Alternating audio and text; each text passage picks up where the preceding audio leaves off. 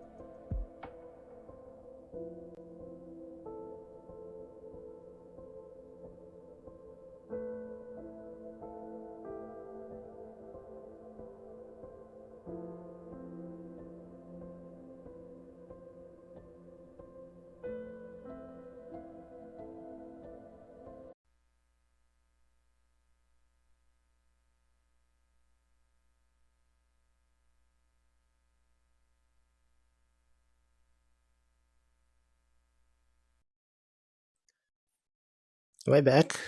Is this good? Okay, hold on. Games. Catch and release. Music? Is music playing?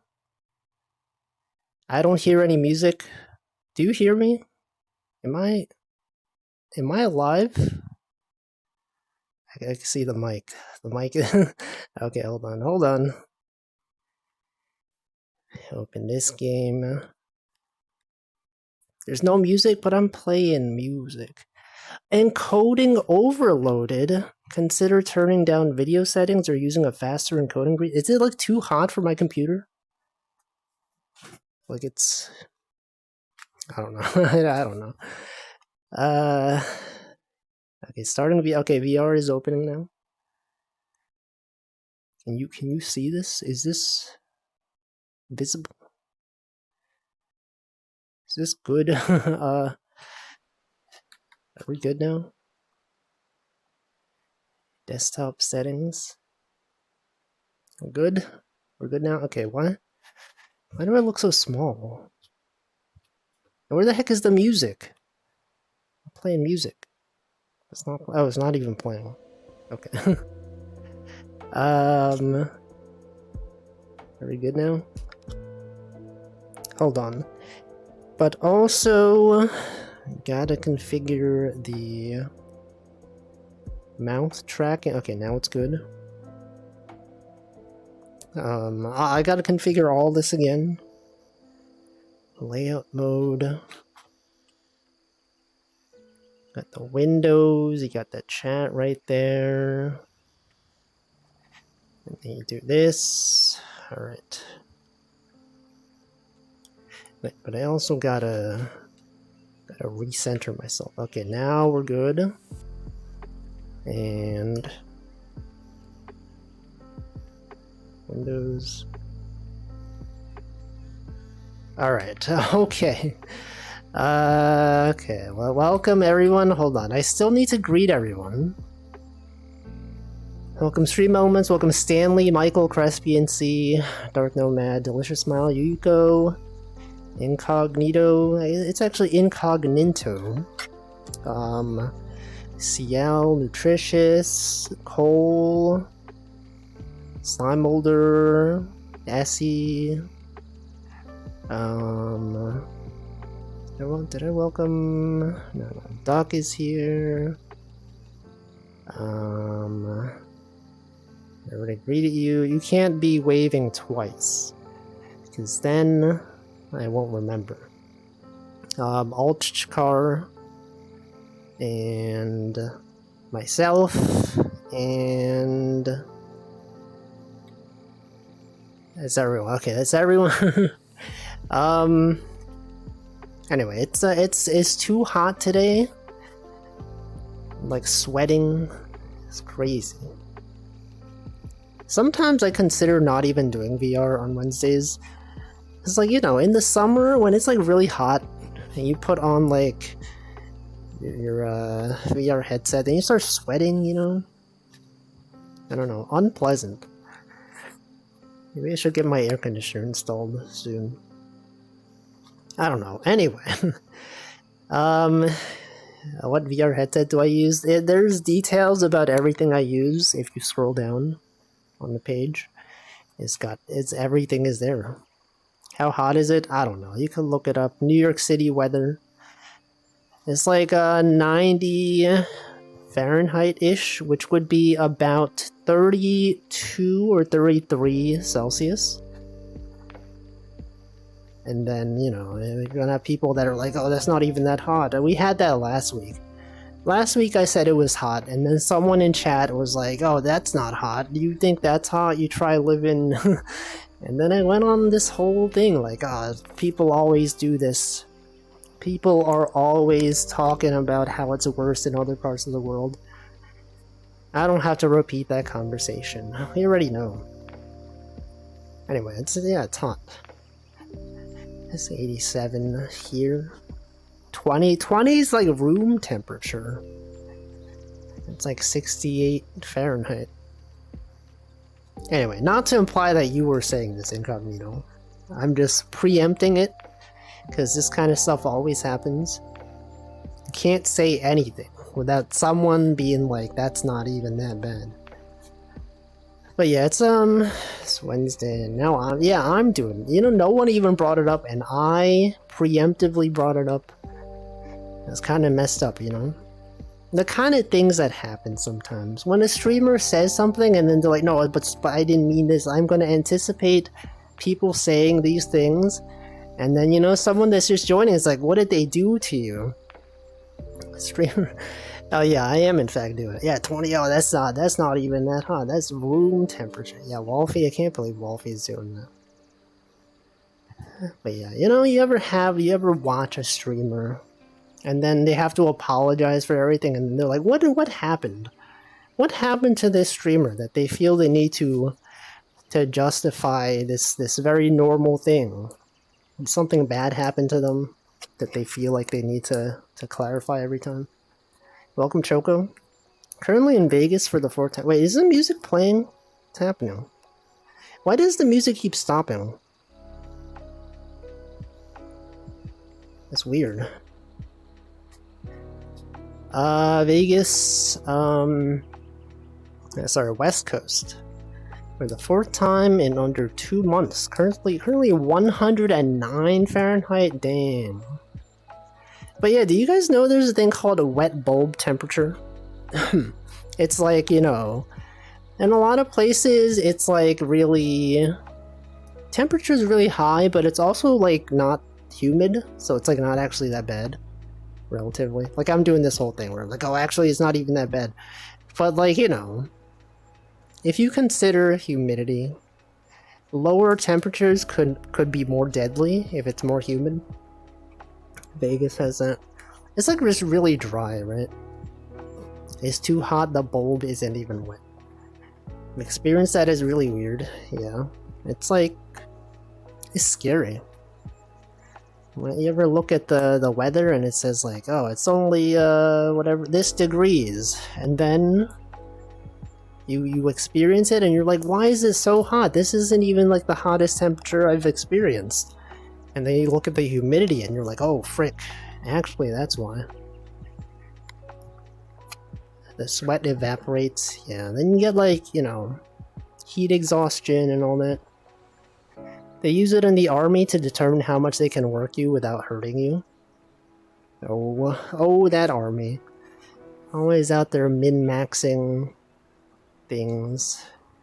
You want a worst feeling, sweat in the eyes. Yeah, like when you play VR, that happens. Cause like, you know, you got this heavy device on your head. It's doing all this computing. Sometimes it heats up, and then you start sweating. It's very unpleasant. Would not recommend. In high humidity, you sweat so much. Do you all see? I remember seeing like this one video of like there was this one place in China that was so humid that like the walls started sweating. It doesn't sound like this makes sense, but the walls started sweating. Like any sort of humidity would get caught like in the wall. Can I look this up? Can we do a watch along? React to this video of a humid city in China. China humid city, walls full of water. Slippery floors, water droplets on walls. No. Where is relative humidity hits 100% in southern China? Yo, look at this. Ever felt like what 100% humidity is like? They were scraping things. This looks like blood, but it's not blood, I'm telling you. It's like paint. Let's watch this video. 100% humidity. Look, the walls are sweating. People were sleeping under umbrellas because the ceiling was like all the things were evaporating into the ceiling. Yeah, they were dripping from the ceiling. And then like paintings were like dripping and it looks like blood. It's kind of scary. Look at that. Look, it looks like blood. Chips, potato chips were soggy in the bag. And then, you know, look at all that stuff dripping from the ceiling. Touch the walls were all like wet. That looks so bad. Why is there so much red? 30 degrees Celsius. Yeah, and then you're like, oh, 30 degrees Celsius not even that bad. But then like 100% humidity, damn, holy frick. Condensation. Look at this. Imagine living in this place. That's scary. Yeah, holy frick, man. It's real. The potato chips were crazy. Let's see, like, this is definitely bad, but not something you should be out in for long, but it's more tolerable. Yeah, it's like when it's dry, it's not as bad. But it is still bad. Relatively. Welcome, Ranmu. It's so steamy, it's like a murder scene. Exactly. When the humidity is high enough, you can see it as a haze in the distance, too. Yeah, imagine living in, like, Florida. The humidity is really high here, but I don't think it's ever been nearly that bad. Is Denmark, like, a fairly... I don't want to say normal, but, like, the climate... It's like, does it tend to be, like, colder than a lot of places? Or would you say it's like average? I don't know. Yes. Northern climate. Okay, so it's like a bit colder. Relatively, somewhat. Anyway, hopefully it's not too bad over there. And then you got people living in like Australia, and Australia is like winter over there. What's the deal with that? Imagine having Christmas and then it being like, you know, summer. Yeah, Santa Claus is out there wearing like summer clothing. And then you're like snowman, you don't even build a snowman. You just build like a, I don't even know, like a one of those things, Sandman. Mr. Sandman. People do that. Do people build Sandmen? I guess it'd be kind of hard, right? Because, like, it doesn't work as well. I don't know. It could. I mean, sand is kind of like snow in some ways, if you think about it. They build all sorts of sand sculptures. They do. I feel like it's not as common, right? To make some Sandman. You have 2 questions. Is it going to be about programming? It's going to be about humidity or the weather. I don't know. I've seen someone Google images. There's sand. I don't enjoy sand. Any sand enjoyers out here?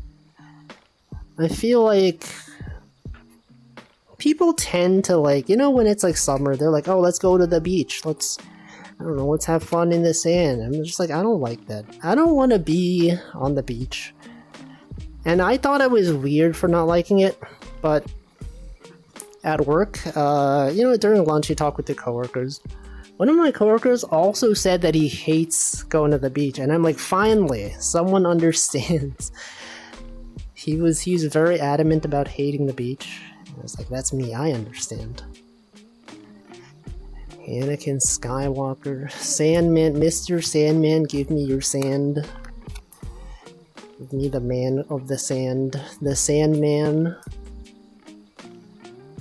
The Childlike Man, Ocean Man, that's the song. Welcome, Deffins. I specifically hate beach sand. Is there other types of sand that you enjoy, though? Are you the creator of Wolfas? Yes, that is me, the website known as Wolfas. Beach without sand is the pool. No, you can't. Can you have a beach without the sand? Is it even possible? Or like deserts. See, when I first read that as desserts, it was like, I sure hope so. Many people enjoy desserts. Yes, that is me. I like the dessert and desert. What if you have dessert in the desert? You ever consider doing that? When I think of Mr. Sandman, I think of the guy who replaced Mike Tyson in Punch-Out games. Hey, that guy. Do you know that Mike Tyson wasn't even aware of his video game? He had never even played Mike Tyson's Punch-Out. I mean, I guess that's like common for like celebrities that have video games made of them. But, I feel like he would have at least played it, right? It's like it was such a big game. And then there was like a video that's like, oh, look at this. He plays his game for the first time. Whoa. But then, like, other celebrities that have games named after them, they do know their games somewhat. Like, you ever see those interviews of Tony Hawk talking about his video games? He had a lot of input on that game. He had a lot of, he chose the music. He was like, I'm gonna choose the songs that we would play on the skate park. Classic ska songs such as these. Do you prefer freshwater or saltwater beaches? I do not like beaches at all. So neither of them? I don't know. The joke is that Glass Joe, the first opponent, has one victory ever. It was on Mike Tyson. Can you believe Mike Tyson lost to the first? He's not even a gamer. He doesn't even know all the games. You think Mr. T actually played WoW? I feel like he could have at least tried it, right?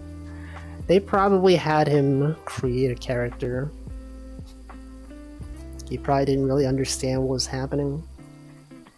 But he presumably did play. At least for like 2 minutes. Remember Macaulay Culkin was on AVGN and played Home Alone games? Mr. T and his... Oh yeah, that's what it was. I remember those ads, actually.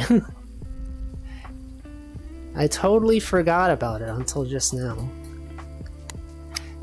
What is Mr. T still alive? What is he doing now? Did he pass away some time ago? I've forgotten which celebrities are no longer alive. I remember Snoop Dogg being in True Crime Game as a cop. What the heck? What celebrity do you think has a game and they are like really into it? Is there even any? Like a celebrity that's like really into gaming, and like if they have their own character in the game, they're like, oh look, it's me. This is gonna exclude people that were included in the games because they played the game so much. It's like those grandmas that play like Skyrim for like a long time and they get added to the game. You know that lady, that one lady who played thousands of hours of Skyrim? And then everyone's like, here's the lady, here's the old woman who loves Skyrim. We're gonna put her in the game. Perhaps. But like, you know, other celebrities. I want to ask if you know I can contact Toyoki. Unfortunately, I will not put you in contact. But I don't know. I don't know what you want to ask. But if she is not responding, then you know, don't go through me. I don't know. How about Fred Durst? I don't even know who Fred Durst is. He's an actor, right? Vin Diesel had a big impact on Riddick, Escape from Butcher Bay. I guess, yeah. You know who was really into video games? Robin Williams? Or maybe not video games. No, yeah, he was, right? He named his daughter Zelda because he was a huge fan of the Zelda series. He also loved Neon Genesis Evangelion. Classic. TLDR, due to legal BS, he said for his songs to be in games, he had to be playable. Robin Williams got an NPC in Breath of the Wild. Yeah, that guy loved video games. What a nerd. Look at this nerd. He's out there naming his daughter Zelda. I think that's cool. Naming your daughter Zelda because you love the game is so cute. Yeah, good times. And I think his daughter enjoys the games as well. You think she had like a moment where she like saw, like before she grew up and then she was just like, you know, just had the name Zelda. And then she sees the video game and it's like, whoa, what the? That's me. And then she plays the game. Well, I feel like probably like Robin Williams probably just made her very aware that she was named after a video game character. I don't know. Imagine being in a video game as an NPC. That's us right now. Are we not all just NPCs living in a simulation? Yo, that's true, they're making a Zelda game. Like where you actually play as Zelda. They were in a commercial together for Ocarina of Time 3DS. Ooh. Golfy appears in some VTuber game as the janitor. No, Goki underscore dev is making a Five Nights at Freddy's style game with VTubers. That's a thing that's happening. It's real. It'll be real very soon. I don't know anything about it. I've never even played Five Nights at Freddy's. But that is a game that exists. Can't wait to watch Choco play the Zelda game for her 24-hour Zelda-thon. That's not real. That's not real. Is that real? Is she actually doing a 24-hour Zelda-thon? I don't know. She does a lot of like long streams. I feel like every few months she's like, I'm gonna do a 24-hour stream. And then I'm like, yo, let's go. And then I tune in. And then it's like late at night, so I stop watching. And then I wake up and she's still streaming. I'm like, whoa, what the? That's crazy. Good times. Yeah, long streams, I do enjoy tuning into those. It's nice to just have sounds playing in the background, and then, you know, you go to bed, you wake up, and then the stream is still going. And you're like, wow. Things happen even when I'm not watching. Makes you aware that people exist even when they're not streaming. Isn't that a wild concept? That when I end my stream, I still exist in real life. It's just that you don't see me talking. No way. And then, you know, you tune in to someone else's stream and you're like, oh yeah, this person exists. and then they end their stream, and you're like, what? No, they disappear. No, they don't exist anymore. I can't believe object permanence. What the heck? Gotta remind myself that the streamers I watch are still there. Exactly. And then you see them post on Twitter, and you're like, oh yeah, right. They still exist. They're real. A speedrunning stream, but it's a really long game you can't glitch. What? Listening to stream while trying to eat. Who up eeping right now? Someone's been seeing you in Northern Lion streams posting the Choco J doll. Who is someone? Me? I post Choco J. Oh, that was on when he was talking about straw dogs or something. You watch another stream and Wolfie shows up in chat. That would never happen. Imagine doing that. I've seen sometimes I post I don't remember, they're in Choco's Discord, they were posting pics. Well, someone in my Discord posted a clip. I think it was Slime Molder? I don't know. But there, I think I saw Redacted Virus in Northern Lions chat. I think I posted like Choco J Sit or something, one of Choco's emotes. And then like he replied to me like in the chat with another Choco emote, and I was like, yo, let's go. I mean, I didn't reply to his reply, but I saw it and I was like, I recognize this guy. He also has Choco J emote. That's cool, you know? When you see chatters that have the same emotes. I notice a lot of Ellis subscribers as well. Sometimes someone will post an Ellis emote and I'm like, I know who that is. I have those emotes. It's cool. Speedrun. How did this speedrunning talk come up? Zelda? Yeah, Choco Rep. When you tune into a stream and you see chatters with the emotes and you recognize them, you're like, I know this person. This person, classic moment.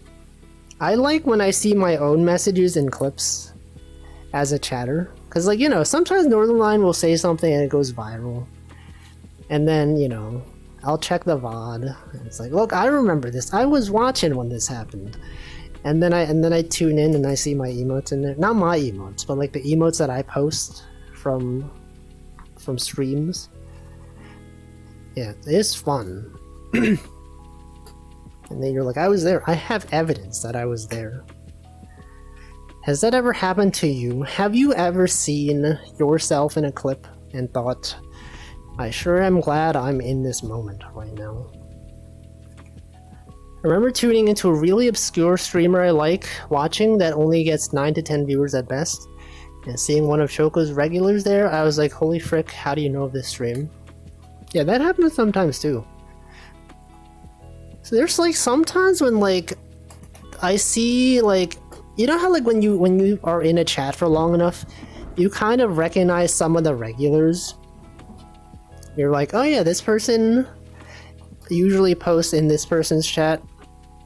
And then like sometimes I'm like, wait, I haven't seen this person in a while. What's this guy up to? In a very parasocial kind of way with chatters. Not like not chatters from my stream, but like other chatters, other streamers' chatters. And then like I'll tune into someone else's stream that I don't normally watch, and then I see them there, and they're like, oh shoot, this is where they are. Is this where they spend their time now? I see. That's cool. Me when I did a funny with a poorly timed sub, what? I do that too. Do you recognize a lot of chatters? It happens pretty often. Parawolfers. Paras social. The algorithm probably uses same chatters as recommendation criteria. Maybe. Totally possible. Welcome, Yurga. It was in an old Clavio stream. That was good. Good times. Good times back in the day. Classic Clavio stream. remember back before, a long time ago. I remember. Also, there's like sometimes when I see like mods that like they don't normally, you know how like there's mods that don't show up that often and you're like, are they still around? Do they still like moderate? And then you see them in someone else's chat and they're also a mod there and you're like, wait a second, have you been a mod for this other channel the whole time and you're not even showing up in the other streamer's chat? I can't believe it.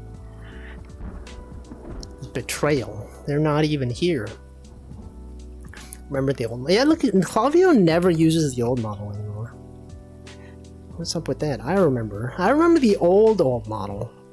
The one with the hat, but it was like a chibi version. The really old one. That's when I discovered her. Back in the early days, when Karagi would raid her. And she would just be there doing personality quizzes. Good times. Welcome, Namington. Duplicitous mod. Is that a word you use often? You're like, I'm gonna use this word. This word, classic word, duplicitous. I'm gonna use it more. Tricky. Trickster moderator. But yeah, like, what if you were a streamer? And then, like, you know, I guess, like, most streamers don't pay their mods. So it's, like, it's fine that they don't show up there, right? Because, like, you know, they're not obligated. You're not being paid to moderate. This is, like, a volunteer kind of thing. Like, you know, you see your moderator not show up in your own chat. And you tune into another streamer, and you're like, wait, they're here. This is where they are? They've been moderating for this other streamer, and I didn't even know. Let's see, I remember the first stream of hers I watched was Kuru. Is that the one where you, like, spin the stick around and you try to, like, dodge obstacles? Welcome, Brace. I saw Nanodan play that one. He had the stick game. It looked like an interesting game. I play around with them and put them in the basement. Oh, whoa. Classic streamer moment. Imagine having moderators. Couldn't be me. I only have the one moderator who is a bot. Stream Elements. That's the only bot that I need. The only moderator to ever exist. So, you know, and chatters are pretty well behaved in my chat. I feel like the times that I've had to ban someone that wasn't a spam bot, I don't know if I've had to do that, like on Twitch. Do you all remember any moment where I banned someone on purpose that wasn't a spammer? I don't think so. I don't think it's ever happened.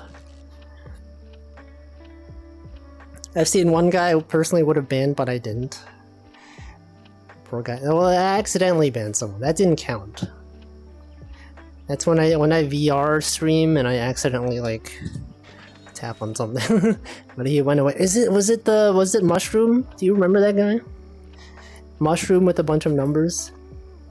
Yeah, there's like some chatters that I'm like, it's kind of like. I feel like if I was in another chat, I would want them to not be in the chat. Modder, I hardly even. What does that mean? Oh, moderator. Welcome, Liquid Cake. Thank you for the 4 months. Ban that guy. He never came back. I feel like a lot of non-confrontational streamers who don't really have mods, they just hope that someone will like just chill out and stop showing up. It's mostly bots, but when there is someone I'm overwhelmingly nice, so they feel uncomfortable even trying to be mean. But what if they don't understand? What if the concept of being annoying doesn't even apply to them? Thank you, Hamflow. 3 months. For the gift subscription, I mean, thank you, Namai, for the gifted sub to Hamflow that has entered its 2nd month. Everyone, the hype train is close. If you want to renew your sub, now is the time. The optimal time to possibly get a hype train emote. You ever try to time your sub renewals to get a hype train emote? There have been times when there is a hype train and then I'm like, do I want to post my sub renewal? I don't know if I want to. Because like what if like the streamer has an event coming up soon, it's like, you know, an anniversary or birthday or something. I'm like, sure, I could renew it now.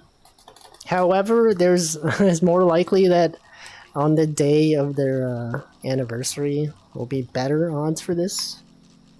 So then I wait. But then, like, what if then I miss the time slot, you know? What if they started their anniversary stream, like, at a time that I was streaming, and then the level 5 hype train happens then, right? And then I can't. It's happened before. And then I miss out. Thank you, Ronmu as well, and Cole. I usually try to time them unless I have something funny to say. But you could just say the funny thing just like as a chat message, right? Haven't met anyone like that. They normally give up since I don't interact with them after the first couple. That's also a thing that people can do, is that you can just ignore them. And then once they realize their messages are not being read, they just leave. It works sometimes. Possibly.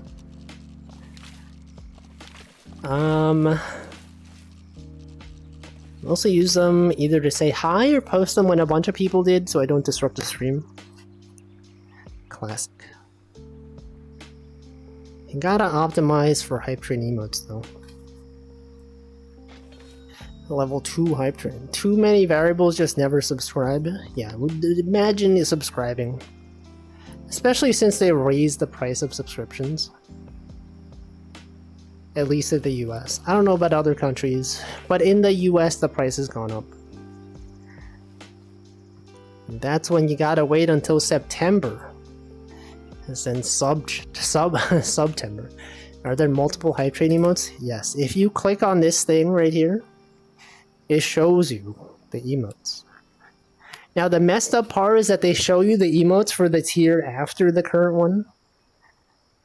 So it's like, to get the level 2 emotes, it has to be a level 3 hype train, which is really confusing. I didn't know that's how it worked until like a few months ago. Because like sometimes I would participate in a hype train, it would be like a level 1 hype train, and then it would show the level 1 emote, and I'm like, oh, I hope I get this one. And then I don't get anything, and I'm like, what the heck? Is it glitched? No, it's just because it shows you have to achieve level 2 to get the level 1 emote, which it's confusing, but that's how they do it. US and Canada. Messed up. I mean, it is kind of surprising that, like, in Twitch's entire lifespan, they haven't increased the price of subs in the US or Canada until, like, just now. Right? It's been many years. And the value of the US and Canadian currencies have been worse. Are you explaining it as a gacha poll system? I mean, it is kind of like random though. In some ways it is kind of like gacha. Some prices are very sticky. It's like the $5 footlong. Remember that? Remember the $5 footlong. Video games cost $60 for my entire life. Wait, really? I remember games costing like $35. Or like $30. That was my point of reference. Like when I would buy a like Game Boy game or like I don't know, PlayStation game, it tended to be like $35 ish. To see them cost, nowadays they're even upwards of like $70 for like, you know, the real big games. Imagine paying $70 for a game. I noticed for a while that Twitch subs are typically cheaper than YouTube ones, until now they're not anymore. But like on YouTube, people can set their own prices. And I feel like YouTube tends to be like $5 USD. Although I guess you're in the UK, right? I don't know. Is this someone else? No, Rojo Mile is from the UK. No, I think you're also, I don't know. I don't remember. You can set your own prices, but everyone's, okay, that is in fact British currency. Yes, I remember. I remember, chatters. When games used to be $5. Has that ever happened? Has there ever been a time, besides indie games on Steam or itch.io, games being $5? They're physical ones. But yeah, $4.99. Was it also £4.99 for Twitch? Is it $5.99? Do you all know that buying subscriptions in the app is more expensive? It's a classic thing because, you know, Apple takes 30%, Google takes 30%, and so they always raise their prices on the app. That's why whenever you see someone super chatting on YouTube and it ends with like 99, like if they send, instead of $100 super chat, if they send a $99.99 super chat, they're sending it through the app. The messed up part is that 30% of that goes to YouTube, or it goes to Google. I mean, I guess Google owns YouTube, so they own more of it. I remember AVGN had an episode where he talked about Nintendo Power or something. The game catalog had them being listed as $60 to $80. What? I don't remember that. I don't think I bought a £5 game except from the guy who used to turn up computer fairs with the racks of handwritten Amiga floppy disks. Dang. NES games. Okay, maybe my concept of the price of games is like a bit cheaper because I mostly played handheld games, right? Like Game Boy games were inherently cheaper than like console, like at-home console games, right? Considering most of my life I've just been playing like handheld games, I guess maybe that's why I never saw games being $60. No, but I had GameCube games. Those things were also like $40-ish. Definitely not like $60. Anyway, look at it, we got a hype train emote. I accidentally pinned I pinned the wrong message. I was gonna click share and then I pinned your message. How do I undo this? See, I was gonna click this and then someone posted something and then it pushed the message up. Don't you hate when that happens? When you mean to click on, what the frick? When you mean to click on something and then someone says a thing. When you mean to click a thing on your Twitter timeline but then it refreshes itself and you're like, I can't find the tweet anymore. You know, like someone posts something, you accidentally click the like button. When I was a kid, games were definitely 30 to 35 pounds, so I assume $30 to $35. Yeah, my experience was that they were about $35. A lot of at-home consoles before the finalization of the console wars were way less. Consoles themselves were the money makers. I don't know. I don't even buy games. That's not true. I definitely buy games. But it's all digital. I don't even remember the last time I bought a physical game. I know there's a lot of people that love to buy physical versions of games. Not me. I like having the convenience of switching them out. It's a rough life out there for consoles. It's nonsense. Only Nintendo makes money on consoles. No one else has that skill. Maybe. I feel like with like Xbox, a lot of it is pretty much all Xbox games are available on PC as well, right? I don't know. I used to, but have become digital Andy. Exactly. That's the strat. You get all your games digitally. You don't have to switch out cartridges anymore. Didn't even get the hype trade emo. I wonder if it's because Namai gifted the sub. I don't know. Maybe. Sometimes it's delayed. I didn't either. Showed me that it, yeah, sometimes it doesn't show it. But you probably got it. Got an emote, don't know which. Is it, do you have a Mega Consume? That's the one that I got. I don't know. When will Twitch fix their things? Anyway, I think the last emote that I... The last physical game that I bought was probably Ring Fit Adventure. Because at the time they did not have a digital version. So you had to buy the physical thing with the physical cartridge. It came with the ring as well. But that wouldn't make sense, right? Because like, how many people are out there buying the digital version and then you don't have the ring, right? But you know, I would like it to be digital and then just buy the ring separately.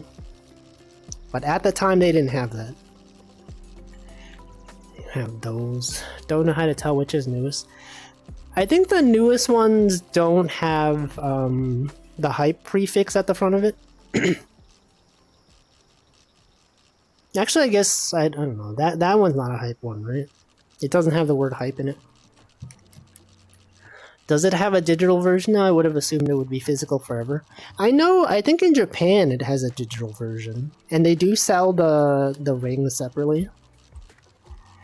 Mine came with the physical copy, it was in the box. Yeah. That's my situation as well. I think they have a digital version now in English as well, but I'm not sure. I could imagine that they didn't want to do that because, like, imagine someone buying it on the eShop and then they find out they can't actually play the game because they don't have the physical ring that comes with. I don't know. They probably wanted to prevent stuff like that from happening. But who knows? Times are different. Sometimes people just want to have digital games to avoid needing to switch cartridges all the time. Do you remember when the Wii Play Pack was the cheapest way to get an extra Wiimote? I never had a Wii, actually. So I don't know. Never had a Wii. Never had a Wii U. No one had a Wii U. Anyone here have a Wii U? No one. Literally no one. What even was Wii Play? Is that like good? Is that a good game? I didn't know that. Now that I know that we had a food delivery app in Japan. Didn't the 3DS have like a Domino's app or something? Or maybe it's just the fact that it had a web browser and people use the web browser to order pizza. That's probably what it was. It's also on the Wii U. I knew someone who had a Wii U. I remember specifically the first job. Well, also what happened to the music? Why does the music keep stopping? I just noticed it's not playing anymore. How long has the music not been playing? I feel like it must have been a while. Wii Play had some mini games. I remember there was a Tanks clone and a few other things. I've heard nothing about this. Don't even know. Anyway, what I was gonna say is that I specifically remember one of the first jobs that I had after college. It was like around Christmas time, and it was a very small company. Maybe like it was like a startup that had mostly maybe like less than 10 employees or whatever. And so, and also one of the people was my college professor. But around Christmas time, they like bought Christmas presents for everyone on the team. And one guy got a Wii U. And we were all like, yo, that's so cool. Little did we know the Wii U would become a commercial failure. But that's the one guy I knew who had a Wii U, because it was given to him. And I'm sure at the time it seemed cool. It's like, yo, look at you got the new Wii U console. That's crazy. I love that thing.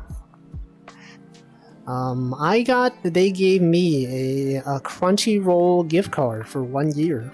And I thought that was cool. Because, you know, they were like, you like anime, right? Here you go. Here's a 1-year subscription. And I watched so much more anime after I got that. 5 minutes. I have a Wii U. I had a Wii U. Tablet was revolutionary. Sucks they didn't market it. Yeah, their mistake was just naming it after an existing console. Everyone thought it was just an extension for the Wii. I think they've learned from their mistake. They now know not to do that anymore. Welcome to mine. I thought the Wii U would be like the Switch, but I could only take it as far as another room, but not outside. I don't think I've ever seen a Wii U in person. I don't actually know how that little tablet works. I got a Raspberry Pi for Secret Santa. That sounds cool. I assume the person knew that you were familiar with how to use it, or otherwise know how to program things. PlayStation had the best naming scheme, yeah. PlayStation 1, PlayStation 2, PlayStation 3, 4, 5.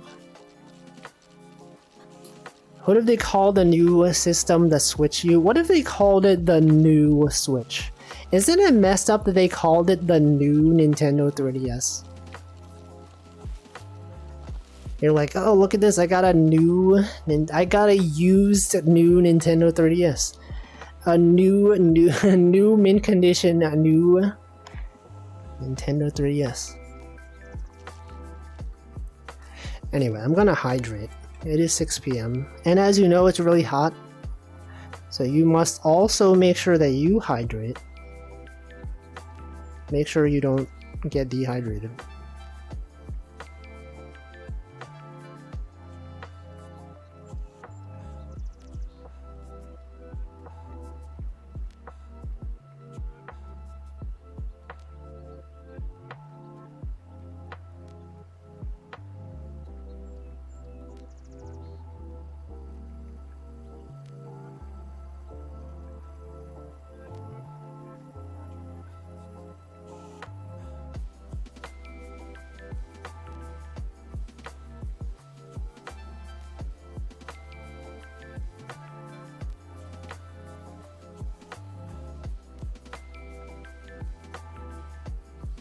Alright. I've hydrated. Still think it was gonna be a phone. Remember the Nokia N-Gage? That's a thing. That was a phone. It connects to the console wirelessly. It's like a bottom screen on the DS, 3DS. You can also play games on it without the TV on. That's cool. What are those things floating? These? They are watches. Watches that I've captured from the lake. I have a new Nintendo 3DS XL. It is 9 years old. Dang. It's been a long time, huh? Time does pass. Think about the time span of video games. Isn't it kind of weird that that they're still making games for PlayStation 4, even though PlayStation 5 has been out for like 6 years now? 7 years? Are they ever gonna make like PS5? Are they gonna keep making PS4 games? Like maybe the PS6 is gonna come out and then they're like, oh, look at this, we're still making PlayStation 4 games. Don't you worry about it. That's how it is. Not very... No, it's still new. Is it like PSP Play or whatever that lets you play PS games on your PSP? I don't know. The Wii U. PS5 has no games. Yeah, the PS5 is in this weird situation where like studios still release PS4 games because like I don't know, because at some point no one had a PS5 because it was impossible to buy. And then that made it so that developers were like, well, we don't want to release a PS5 exclusive game because, you know, the console's not even in stock anymore. And then it's just this endless cycle of people being like, I don't want to release PS5 exclusive, and then there's no games. Never seen PS5. PS5 is coming up on 4 years? I feel like it's been... I mean, obviously you're right, but I feel like it's been longer than 4 years. Because I remember very specifically... I guess it has been 4 years. Yeah, when I think about it, what I remember the most about PS5, timing-wise, was like around when COVID started being a thing. I think before COVID started being a thing, one of my coworkers was like really interested in buying a PS5, and then like it wasn't in stock anywhere. And then I remember COVID happened and everyone was working from home. And then we had like a bunch of Zoom calls where like some people left the company, so you have like this final like farewell to them on Zoom. And one of the guys kept talking about how he finally was able to buy a PS5. And that's the only thing I remember about the PS5. Is that my one coworker really wanted one and he eventually got it. I don't know if he even bought any games for it. He just had the console. Another coworker also wanted one. She wasn't even a gamer. She was just like, I heard everyone wants a PS5. I'm going to try to get one. I'm like, what? For what? What games? I don't know if he even... I think it was like Red Dead Redemption 2 or something, but like that wasn't a PS5 exclusive. I think he just bought PS5 games. Or PS4 games to play on PS5. I don't know. Last of Us 2, not Red Dead. Wasn't Red Dead Redemption 2 a PS4 game though? I don't actually know. PS5 was a COVID launch. It was probably hit by all lockdowns ruining production. Oh yeah, that's why. It's true. It came out in November 2020. It was after COVID became a thing. Oh, so it was definitely when everyone was remote. Or maybe he was talking about it before it came out. And he was like, I want one. And then like during COVID, then he finally got one. When the console actually came out. The scalpers. They ruined the PS5. The reason why the PS5 has no games is because of them.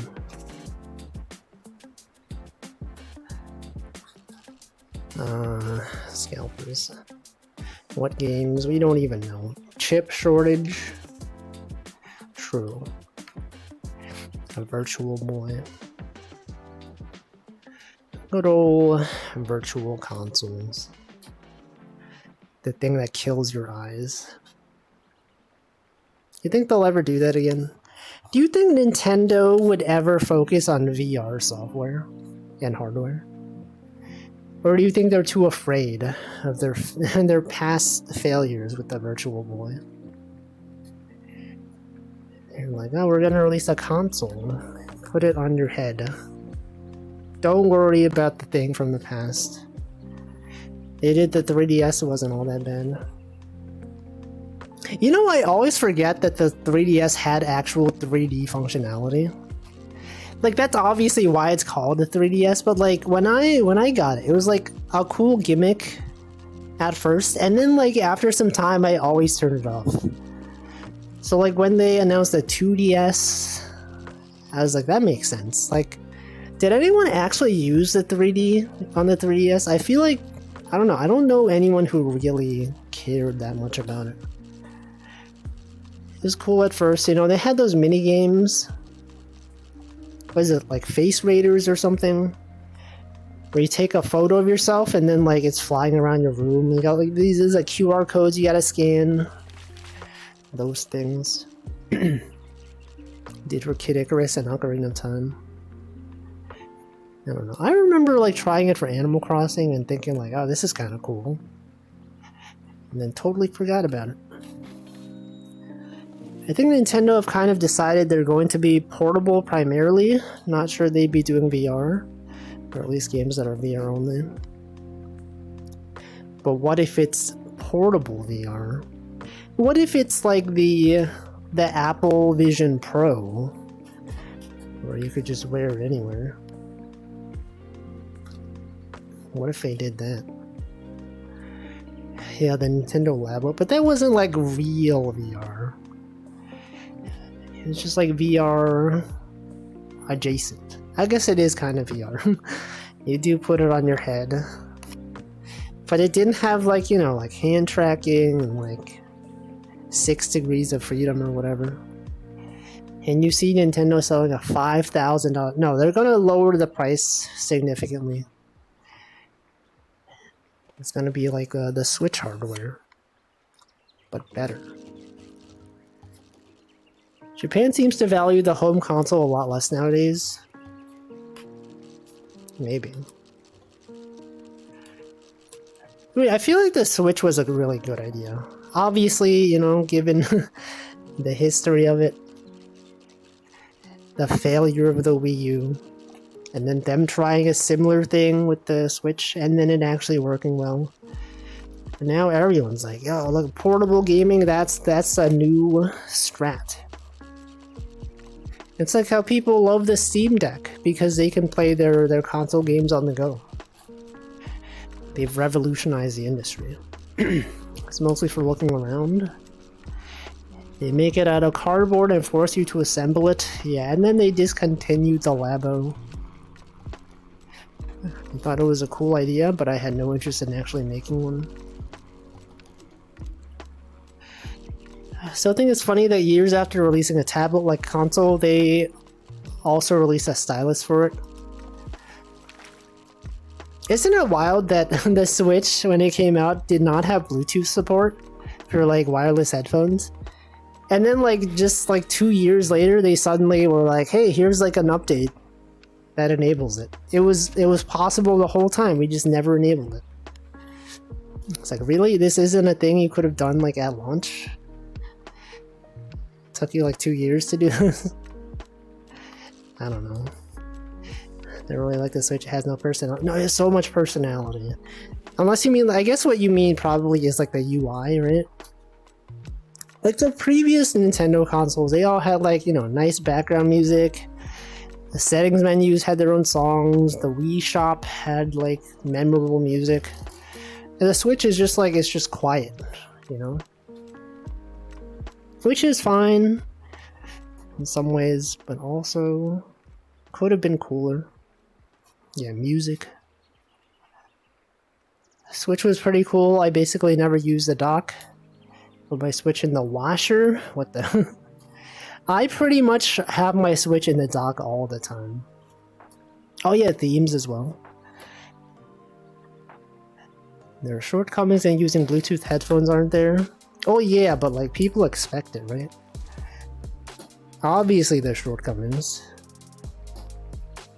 But for many people, it's much more convenient. Alright. Yeah, remember the 3DS? You could do gacha. You think about how like heavily they leaned into monetization like near the end of the 3DS lifespan.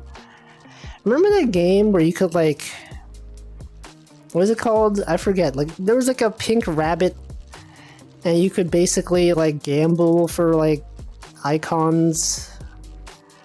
There was like a UFO catcher crane game kind of thing where you pay real money to get credits, and then those credits allow you to play a crane game, and then you could unlock different icons and like themes. It's crazy.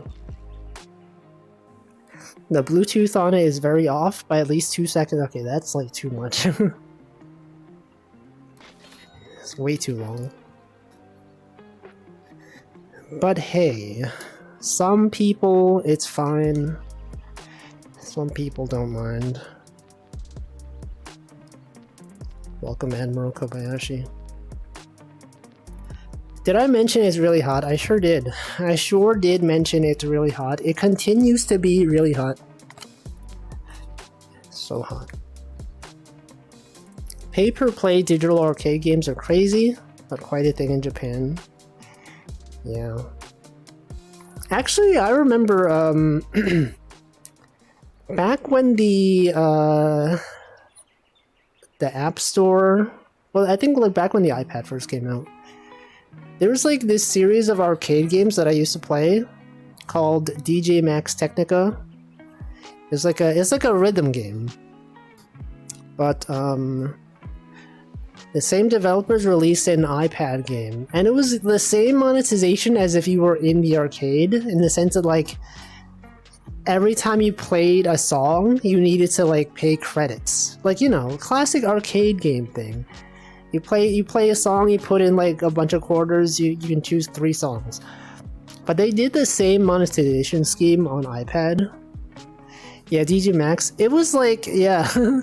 And I think at the time it was kind of like from the perspective of someone who played in the arcade. It was like, oh, look at this. It's like cheaper than playing it in the arcade.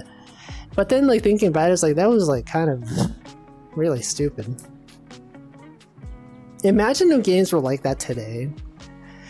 If they modeled everything based on like you know how like back in the day on you want to play Donkey Kong, put in a quarter, you get to play like 1 round. You want to play Pac-Man, you put in a quarter, you get to play a round.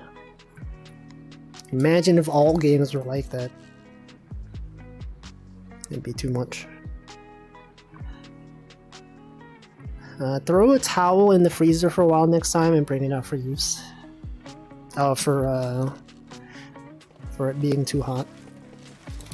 Nah, it's fine. As worse than playing in the arcade is laggy, smaller, not as loud.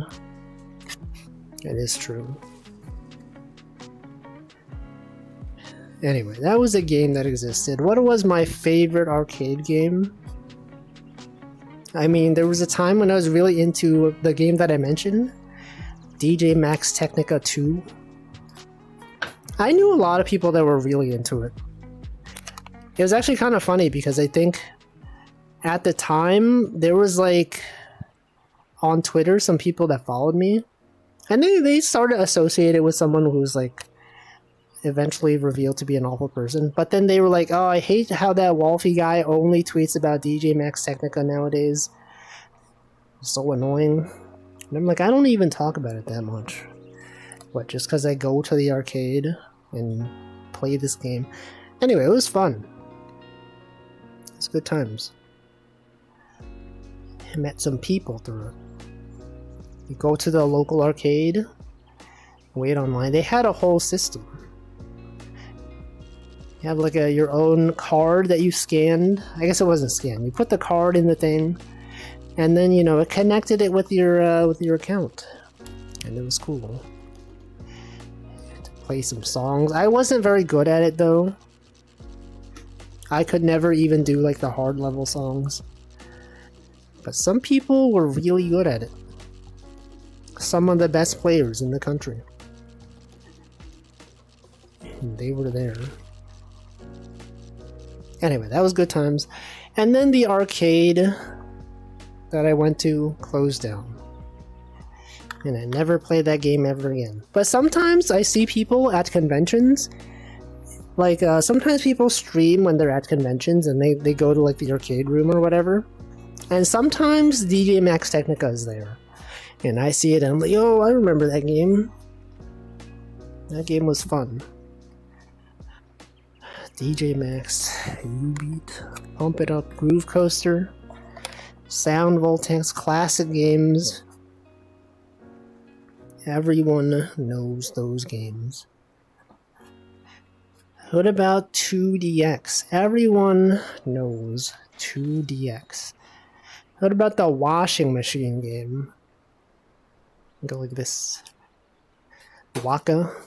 That's the name of the game. It's kind of sad though that arcades in the US aren't really a thing anymore. Like you go to Japan and they're like all over the place.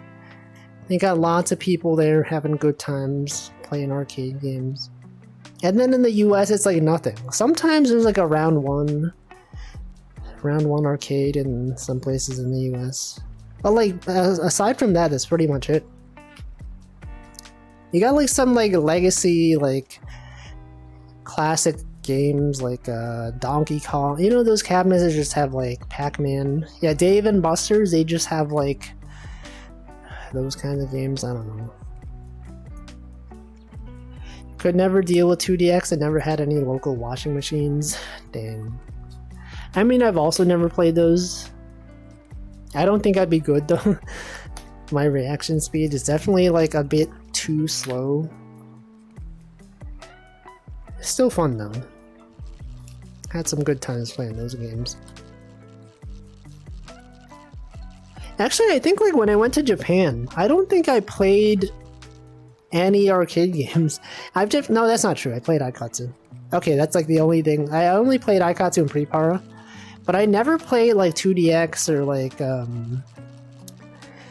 Sound Voltex or any of those. But I did know a lot of people that were really into it. I know Dave & Buster's that had Luigi's Mansion. Oh yeah, they had in Japan, they had some machines that had Mario Kart. I thought that was cool. They had like an actual wheel you could drive around with. Do you have community arcades? You've got a few really cool ones in the UK. The one that I went to was called Chinatown Fair. It was in Manhattan. And at some point they closed down, but I think they've reopened. But I think when they reopened, it was a bit controversial because it wasn't like the same kind of arcade. You know how like there's different types of arcades? They've got the arcades that are like, you know, the Japanese style arcades where they have a bunch of rhythm games. They have like, you know, those Time Crisis shooter things. You got like DDR and stuff like that. And then you have like, you know, Dave & Buster style ones. You have like those redemption. It's called like redemption style arcades, right? Where you play games, you get tickets, you exchange the tickets for prizes, stuff like that. Now, Chinatown Fair used to be like the Japanese style of arcade, mostly focused on gaming. And then when they reopened, it became like a redemption game style thing. And some people that frequented it were kind of upset. But I don't know if they've changed since then. Chuck E. Cheese has Mario Kart and Monkey Ball. To go to a pizza arcade for any kind of arcade experience. Oh, I remember when I was a kid, I used to go, there was like a Kmart, and in the Kmart they had like a Little Caesars. And in that Little Caesars, they had like they had a few arcade games. They had like some driving ones. I think the one that I played the most was this like top-down shoot-'em-up game where there was like a dolphin pilot. Does anyone know that game? I forget what it's called, but I played that one a lot. What is that one called? I don't even know. Arrow something? It was cool. And then, you know, we would wait for pizza, and then as the pizza arrived, we would eat it there. Galaga and Pac-Man. Yeah, they had some cool games. Have I played Coin Game? I have not played it, but I have seen several streamers play it. I've seen Northern Line play it. I think Essie played it at some point. Amelia Watson played it. Germa played it. Germa was really into it. Germa played the what was that game called? The one in Coin Game where you spin the thing around and try to land it there. Yeah, it's pretty fun to watch. Northern Line has that classic clip of him like going to the amusement park in that game, and then he's like, "Oh, this is just like, you know, the last summer before you go to college, and your friends, you know, you'll say you'll keep in touch, and you'll never talk to them again." The classic clip that's been there. That's from the Coin Game. What are those pizza place arcades? They just had arcade games while you waited on pizza? I think so, yeah. I mean, for me, it wasn't really just... It just happened to be an arcade that was in a pizza place. It's like 2 or 3 machines in the pizza place. Yeah, that's pretty much what it was. I don't know. I remember that place really well. It was cool. Good times. Do you all have fond memories of going to, like, I don't know, random stores as a kid? And just having an arcade in there and being like, yo, they got the arcade. They got the Crane games.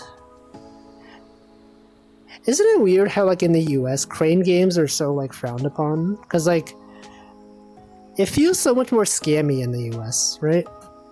In the US, the The crane games never have claws that work well. They always are like too loose. And then when you have people go to Japan and you're like, wait a second, they actually make these crane games so you can actually win and the employees help you win? What the? It's crazy. Culture is so different. Do you know anyone that ever won anything from like one of those arcade games, one of those crane games in the US? Any sort of like major prize? Let's see, makes sense. My local Chinese takeaway had an original upward screen Space Invaders game. And I've never seen those at Chinese restaurants though. It's always been at like pizza places. Some bars had them probably. Yuvon. Most prize game in the US are Scam Adjacent. Yeah. They like intentionally a lot of the games are definitely rigged. Even the ones where you have to like, where the circle is spinning around, or like there's like a dot spinning around, a glowing dot spinning around a circle. You gotta press the thing to get to land there. Even those are scams. Even if you have the best timing, you can't win. It's literally impossible. A lot of cool gadgets from the crane games. I feel like I remember that there was there's this place that was kind of like Chuck E. Cheese. I think it was called like Fun Time USA or something. I don't know if they still exist, but it was like somewhere in Brooklyn. There's a place called Fun Time USA, and my parents would take us there like pretty often. But I feel like the amount of money that you spend to get the tickets is not worth, like the awards that you get are not even that good, right? You spend like, you know, $20 to win games, you get the tickets back, and then like when you redeem them, you just get like a notebook. And you could have bought like, you know, 10 notebooks if you just went to a store. I don't know. And the coolest was some headphones and an MP. That's fancy. I always just got like cheap things like a ball or like one of those sticky hand things. You know those sticky hand things where like you just like slap them against the wall and they stick there. Remember those things? And they would always have like dust on them at some point and they would stop sticking. Classic. I hear the mechanical ones have a setting which makes the claw strong, 1 in n probability. What the heck? How can they do that? How can they scam? I can't believe this. Are they regulated in the same way that casinos are? Because I know like casinos, they isn't there like some probability that they have to, like for those slot machines, that they have to have some percentage of winning at minimum? Do the same regulations? I assume they don't exist for like arcades. It's like it's not really gambling. I don't know. UK slots have their payout percentage written on the back of them. Okay, so maybe it's the same thing. Or do you mean that's for for slots?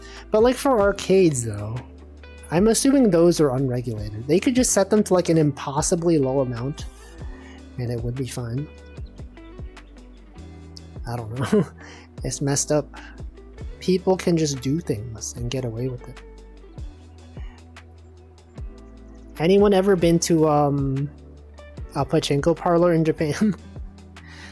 I've never been to one, but I had I've talked about this before, but I've had one of my classmates went to Japan and they were interested. They were just like, oh, let's go to this pachinko parlor. And then he went, and he wasn't aware that the way they worked is that technically pachinko isn't gambling, quote unquote gambling. It pretty much is gambling, but like it's not classified as gambling because of this weird loophole where you don't actually get money from it. This is a weird thing where when you win pachinko, you don't get money. You get prizes. Okay, just these useless prizes such as gold bars or like, you know, in-house currency. And then like it just so happens that across the street there's a place that will purchase those prizes from you for real money. Whoa, what the, that's so crazy. That's how convenient that there's a place across the street that buys this very specific thing. Anyway, it's not gambling because they don't give you money. They just give you tokens that can be exchanged for money, theoretically, if anyone were interested in purchasing. But anyway, one time my classmate went to one of those and he won, you know, he won like a gold bar. He was like, oh cool, a gold bar, I'm gonna keep this as a souvenir. And then as he left the store, one of the people like stopped him and he was like, no, you have to trade, you have to go across the street and trade that. You can't leave. You have to go trade that in. It's like, but this is my prize. I want this. They made him go across the street and trade it. So, you know, it is not technically gambling, but they do require that you trade your prizes for money. But, you know, it's indirect, so it's fine. Prize games are unregulated. There's no incentive for most arcades to make them honest. Exactly. It's just how it is. They're just out there scamming people for their hard-earned money. Wonder if he would get a horse's head in his bed if he took it home. You'd think the Yakuza would have been like, they would have shown up and been like, ah, you have to exchange it. I feel like you lose the loophole if you're forced to trade it in. You should technically be allowed to keep the prize. I think he probably could have kept it. It's just that they strongly encouraged him not to. I don't know. I wonder what would have happened if he had just kept it. You think someone would have like followed him and stole it back from him? I don't know. It's fake gold. Maybe they thought it was real. Maybe they thought he thought it was real. I don't know. I don't know what the case was. It's interesting though. Imagine just like being someone who doesn't know that pachinko is like gambling technically. I mean, it's not gambling, but like that it's the equivalent of gambling. There definitely are people that just go to Japan. They don't know anything about like what pachinko is. They just like see there's a lot of people going into this store, you know, and they're like, oh, look at this. This seems cool. It's like an arcade. Let's go there. And then they win some things and they walk out not knowing what it was. I don't know. It's weird. I've never been to one. I do remember very specifically that the first time I went to Japan and I saw a pachinko parlor, they always have these collabs with like anime. And there was like Madoka from from the Magical Girl show, Madoka Magica. Do you know it's Magica and not Magica? Many people say Madoka Magica. They don't even know it's Magica. Anyway, my first memory of seeing a pachinko place was one that just had all the Madoka characters on the side. I'm like, oh, look at this. It's Madoka. But she is pachinko. I looked in one, but it looked way too seedy. Yeah, it's just like old people, middle-aged Japanese men smoking in them. Doesn't seem like the kind of place that I would want to go to. Meguka, so true. Speak Spanish, says Mahika. Magica. Madoka Magica. It's funny because the first time I learned that it was pronounced like that was back in the day when Nico Nico used to go to American conventions. I've talked about this before, but back in the day when they tried to get Nico Nico English version to be popular, they made a website. Anyone who's not familiar with Nico Nico, it's like a Japanese video streaming website. It's like YouTube. But They had NicoNico.com, the English version, and to try to promote it, they went to conventions and they had like a streaming setup. And so people, you know, you could just, they had hosts, they would stand in front of the streaming setup. People would walk by, they would wave to the camera, and they're like, hey, do you know we're streaming on NicoNico.com?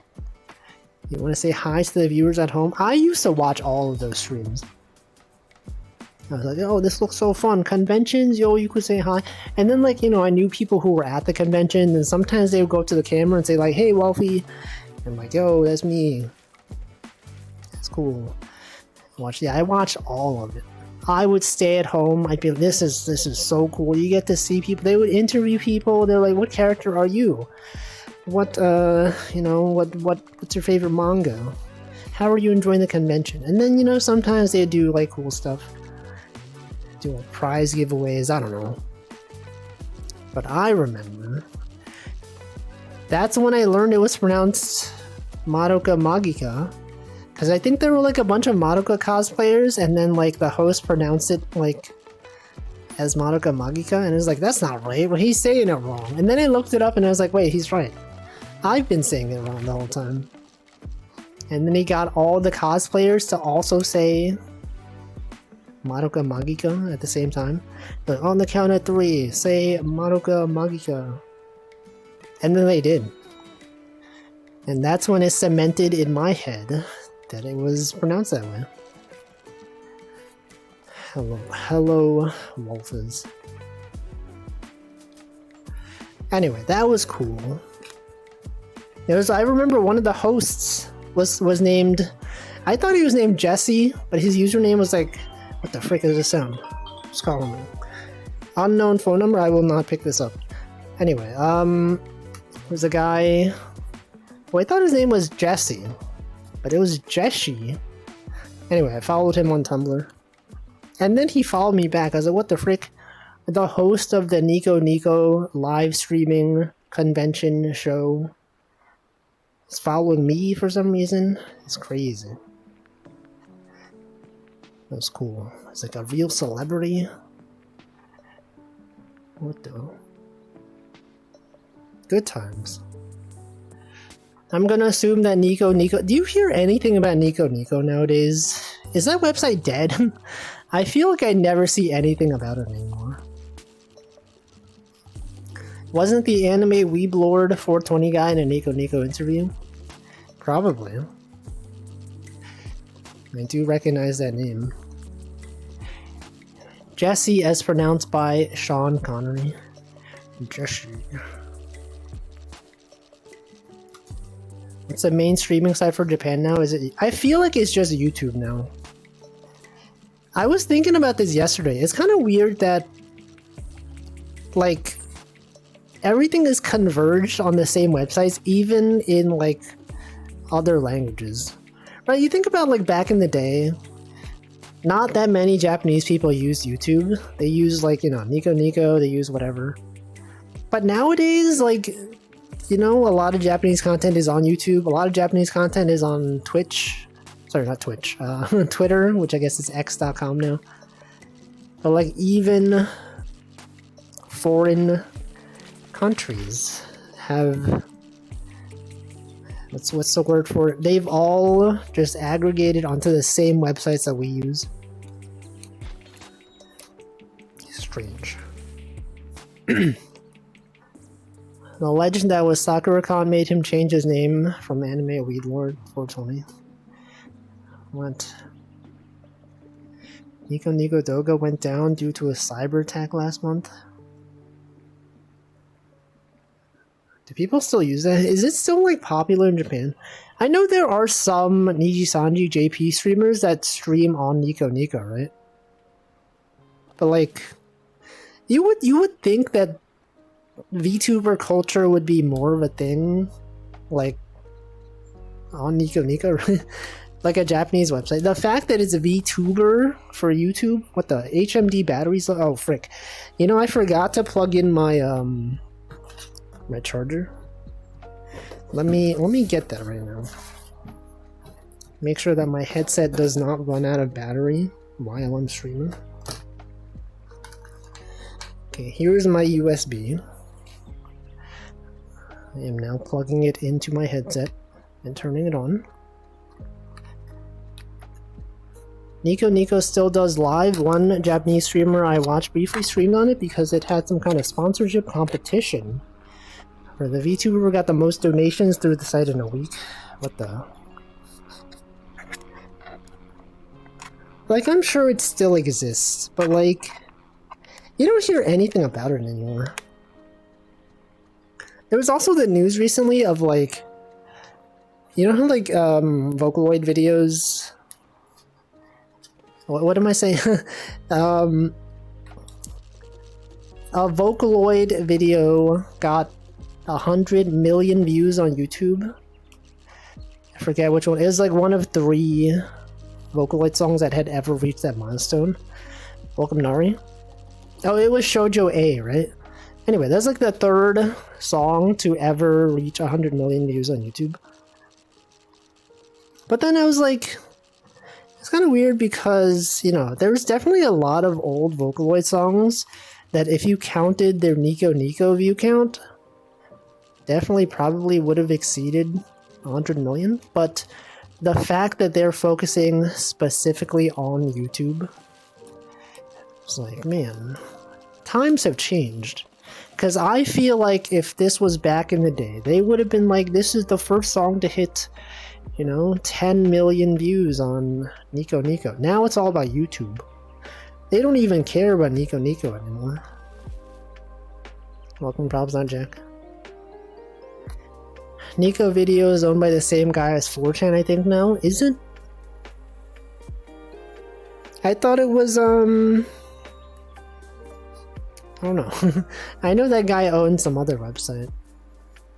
I don't remember if it was Nico Nico, though. Have you heard of Hatsune Miku? That's the thing, though. All of the 300 million view... Sorry, all of the videos... Oh, I can't tell. All of the Vocaloid videos that have received 100 million views on YouTube, none of them are Miku songs. And the closest one to getting to 100 million views is like, it would be like the 5th highest count even. Right? Is not even Miku. And the 4th one that is the closest to 100 million is, was her name Kai Yuki or whatever? It's not even Miku. It's only the 5th one that's Miku. It's crazy. Welcome Hometown Deluxe. It's like when you think of classic Vocaloid songs, right? You think of World Is Mine. That song definitely would have gotten 100 million views. It's like that classic song. If you think about Hatsune Miku classic song, that's gotta be one of them. But it's not even up there. It's because it was too old. It's too classic. You ever think about sometimes things are too classic that they will never hope to reach the same levels of fame as the newer stuff? It's kind of sad. Looks like Hiroyuki was only director of the parent company. He does own 4chan. Yeah, something like that. Vocaloidios, I don't think it was very good. What? World Is Mine? It's not that it's good, it's classic. Toho Music, yeah, but like those could only be purchased at Dojin music events. Comiket. I guess now it is on Spotify. Anyway, what was I saying? Vocaloid. Vocaloid's cool. Any fans of Vocaloid? Classic Vocaloid. I was gonna say something, but I forgot what it was. Miku. Popular songs. Back in the day. Music. Any music enjoyers? Anyone love music?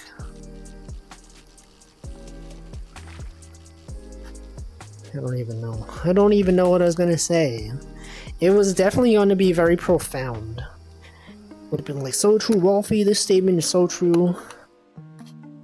But I forgot what it was. Maybe at some point I will remember. Me. Can't even watch Linkin Park without it being Japanimation. Yeah, AMVs.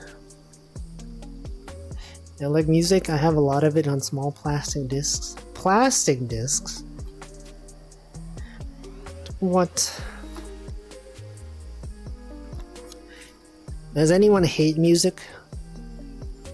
Anyone tune in and be like, oh, I hate the sounds of music. It makes me angry.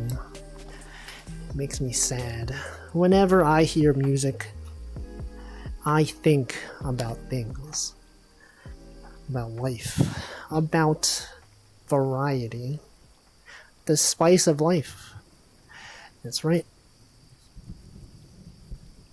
I was referring to Breaking the Habit, which wasn't an AMV, but there were a lot of Linkin Park AMVs.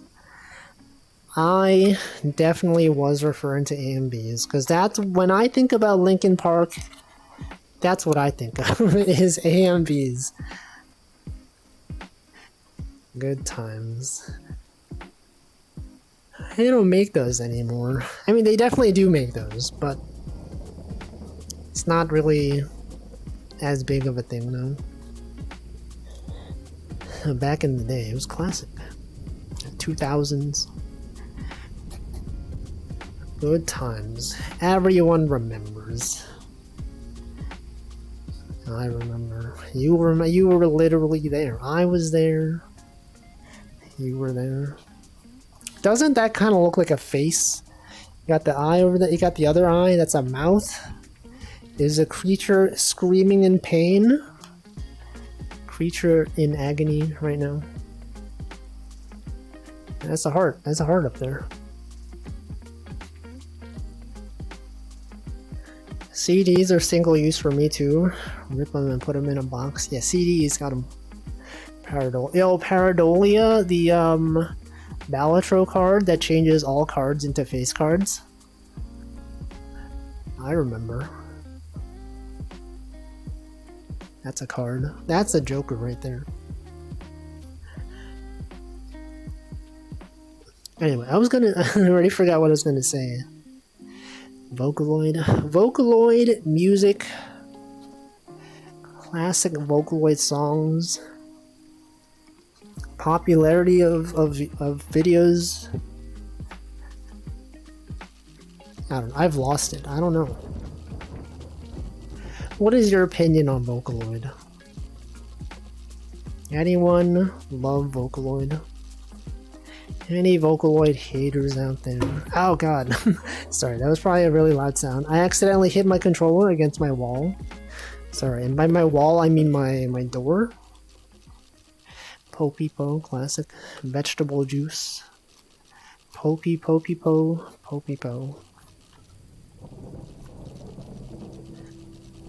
Punching. Fighting. Look at this fish. Wow. There it is. There it is.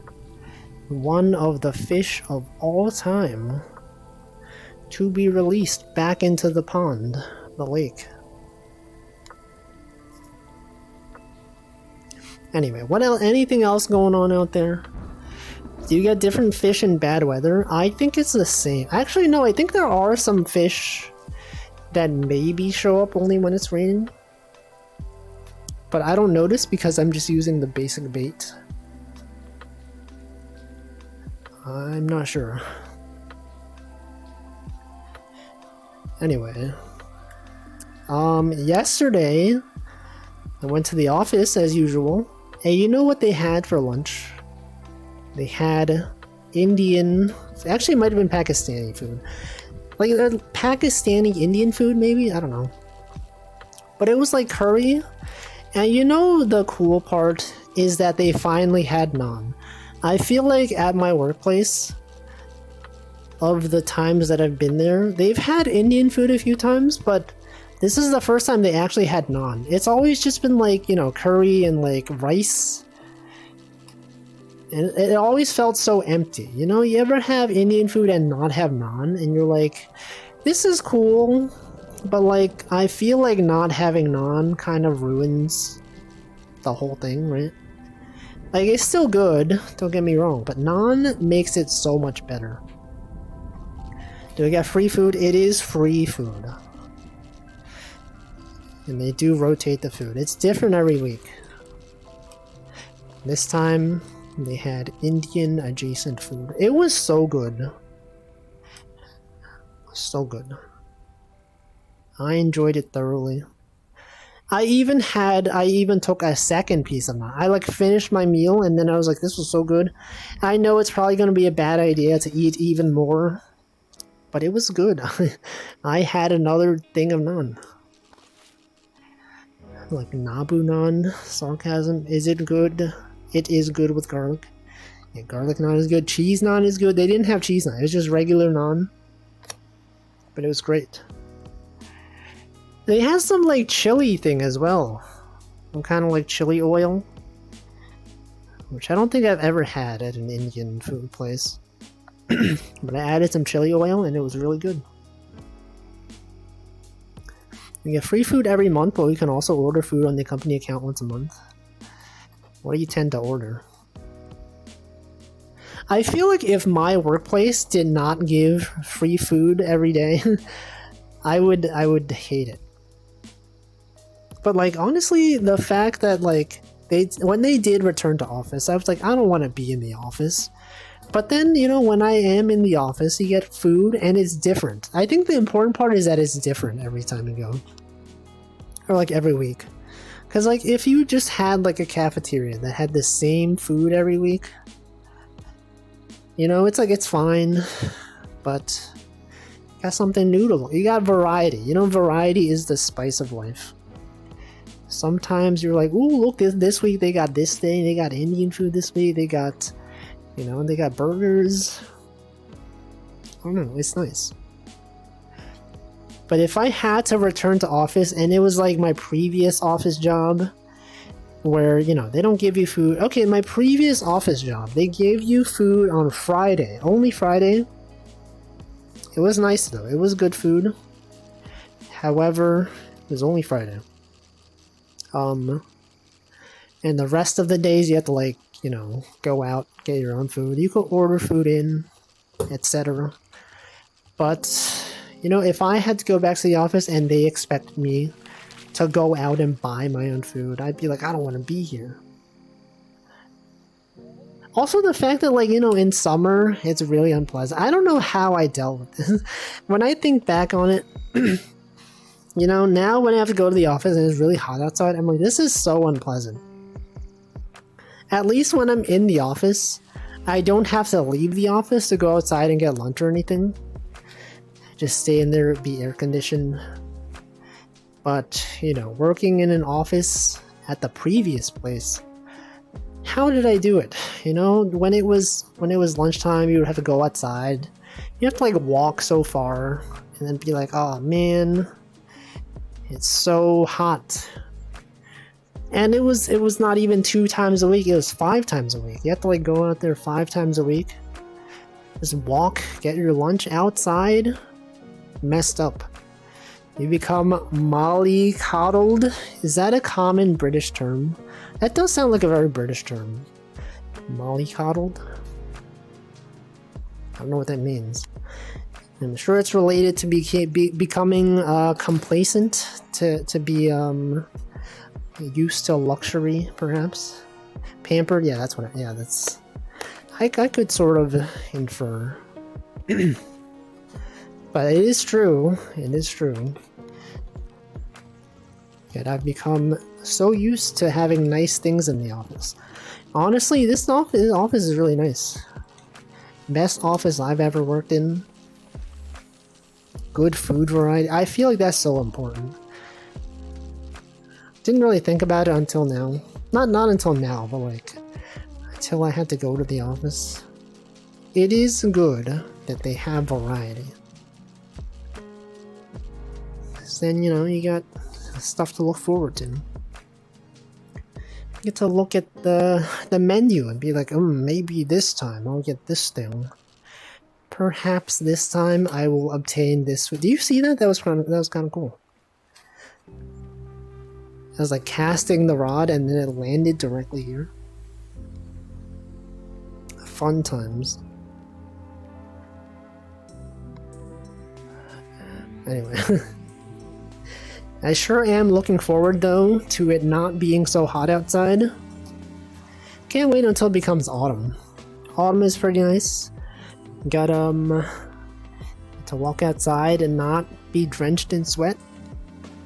It's great. Would recommend being able to walk outside. Anyone walking outside right now, you could literally be outside right now.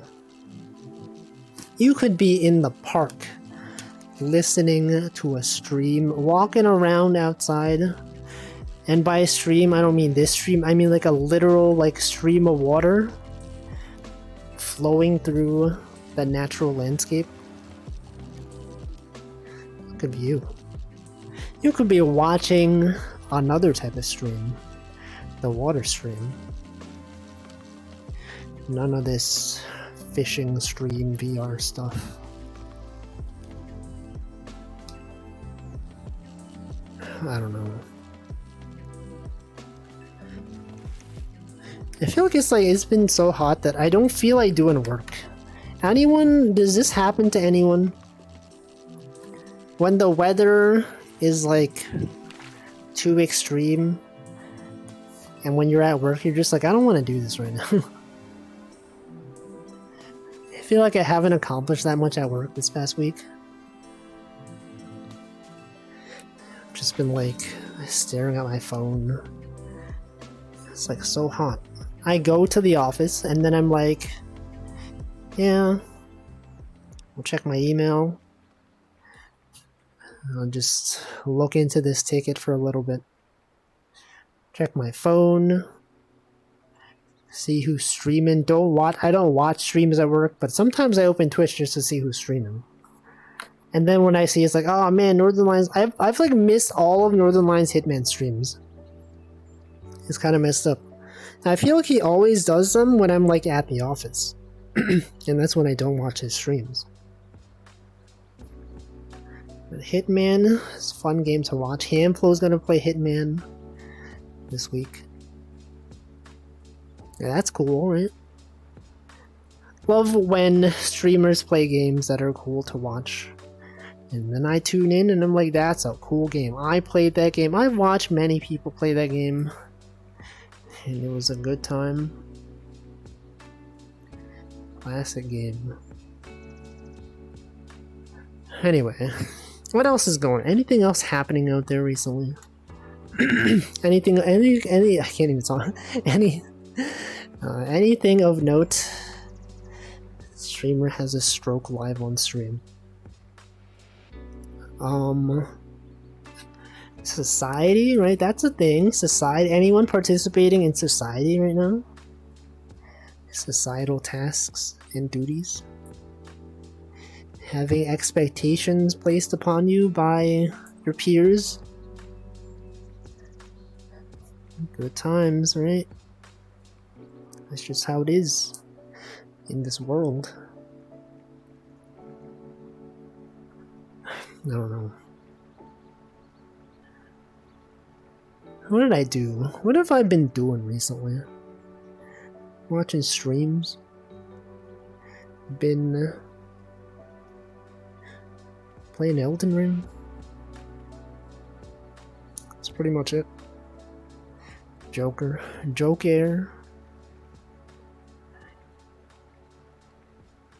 What's the deal with the Joker? You guys see that clip? Joker. There's like this black and white video of like Toronto. Was it the Toronto Joker or something? Who is that guy? There was this clip going around on Twitter. That was like, did you see Toronto Joker's house got raided? They got the SWAT team sent to his house or something. I'm like, I don't know who Toronto Joker is, but it was like this black and white video of this guy in his garage, and he just opens up his garage door, and then like a bunch of SWAT team members are there, and they're like, turn around, put your hands on your head.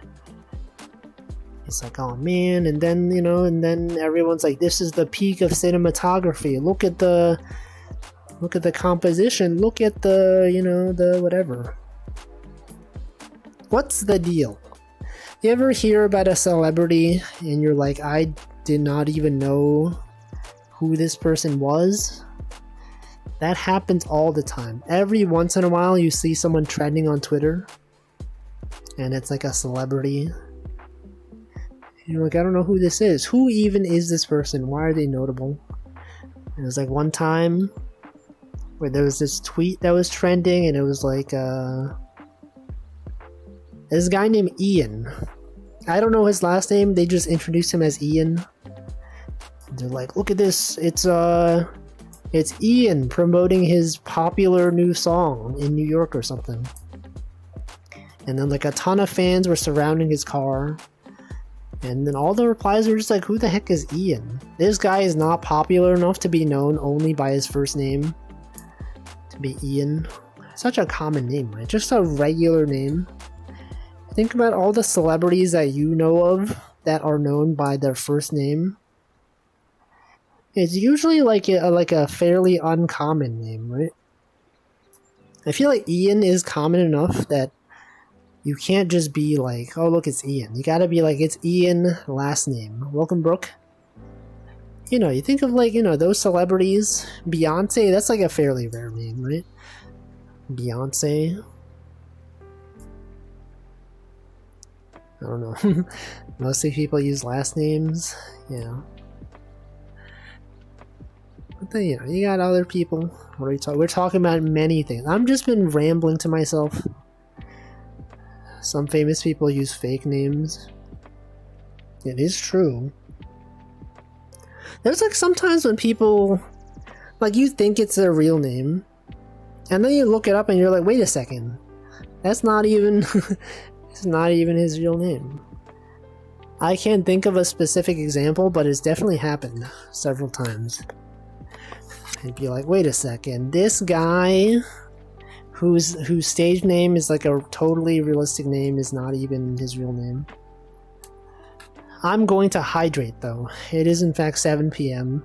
and as I've said, it's really hot outside. So I gotta make sure I'm hydrated so that I don't die.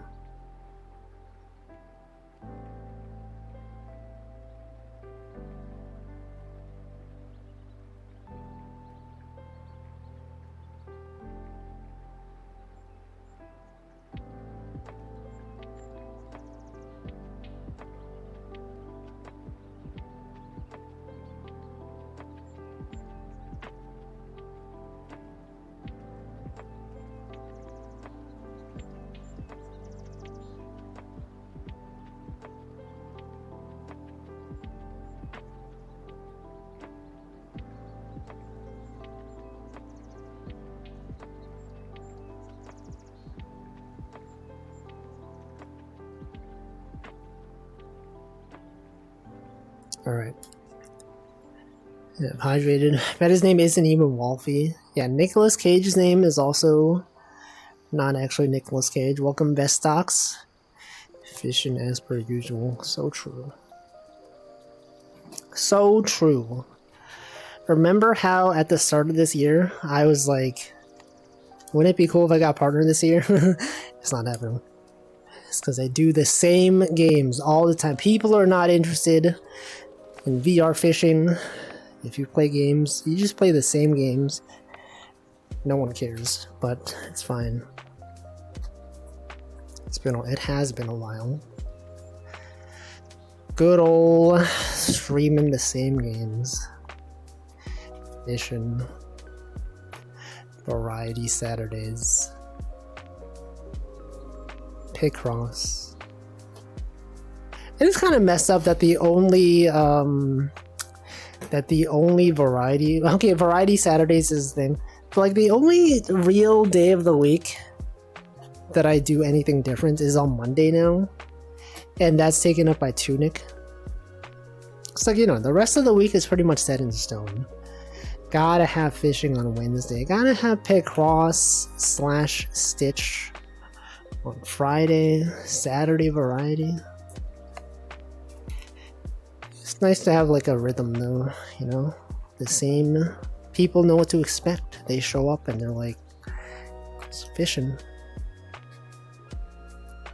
Doesn't matter if the majority doesn't care. The vibe is what it's all about. It is true. However, I would still like to get the name Wolfie though. To be able to change my username to my rightfully owned name, Wolfie. To reclaim it from some guy who doesn't even stream that often. The name that people actually know me by. Often. No, but that's like, it's gotta be Wolfie, you know?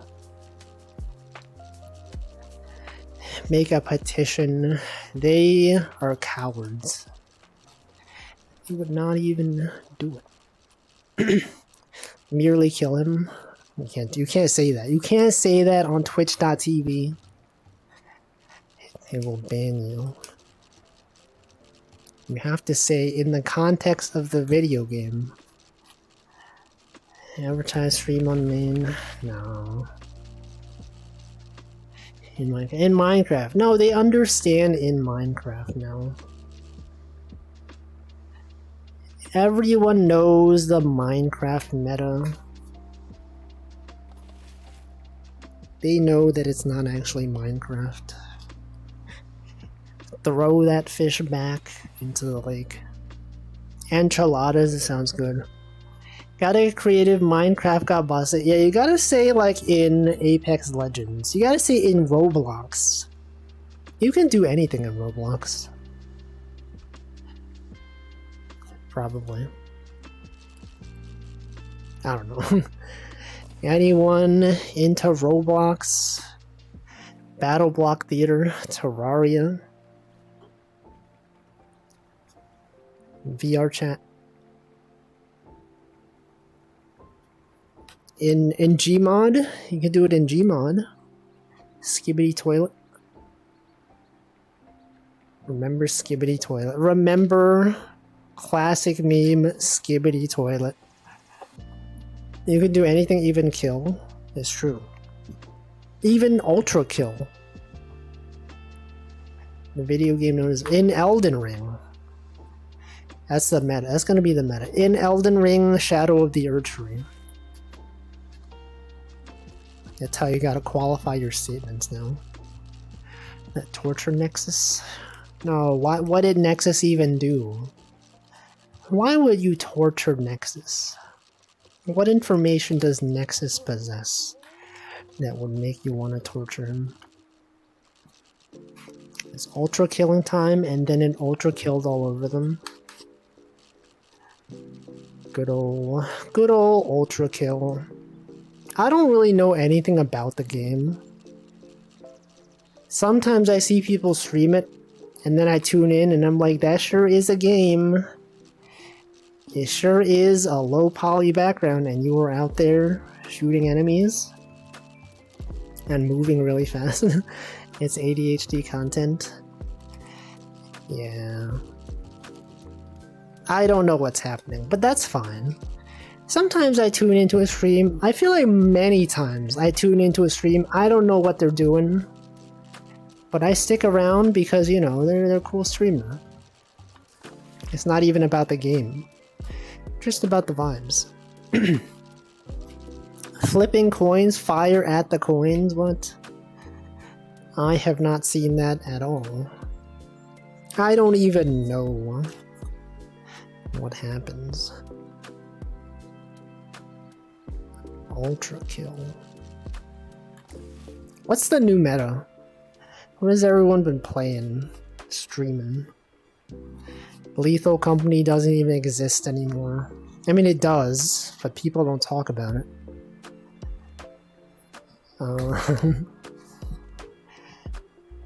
Final Fantasy, right? People have been playing Final Fantasy 14, Dawnbringer, or whatever. What gets me to stick around in new streams is the chat. What if no one's chatting? Actually, what are the people that I am following, what are they playing right now? Dark Souls 2, Just Chat, Elden Ring? Oh yeah, it's Elden Ring. That's the meta, it's Elden Ring. The DLC. No, but it's been long enough that people are done with the DLC now. I feel like it's not the meta anymore. Chatting, Persona 4, Elden Ring, science and technology.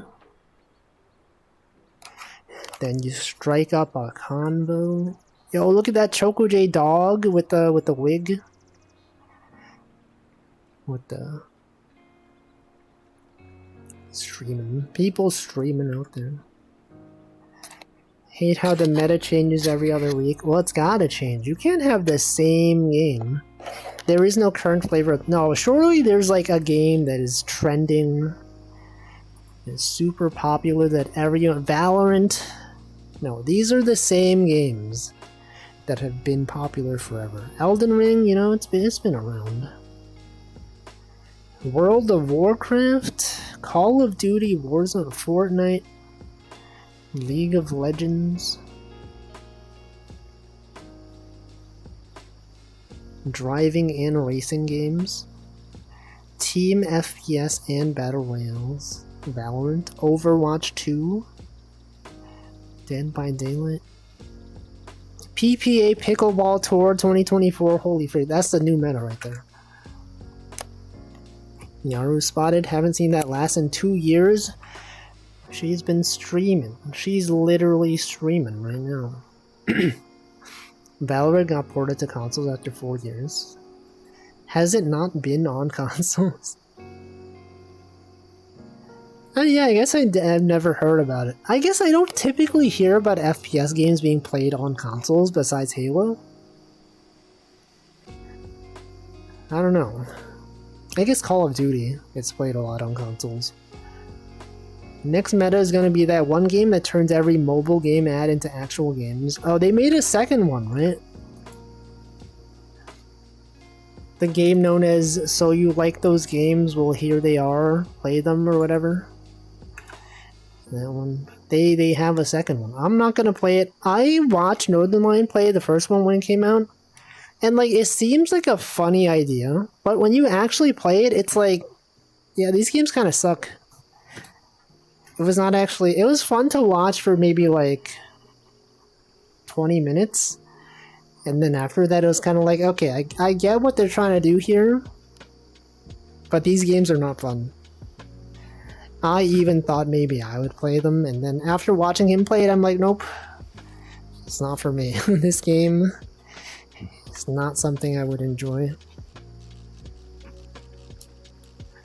I don't know. Maybe the new meta could be Fall Guys.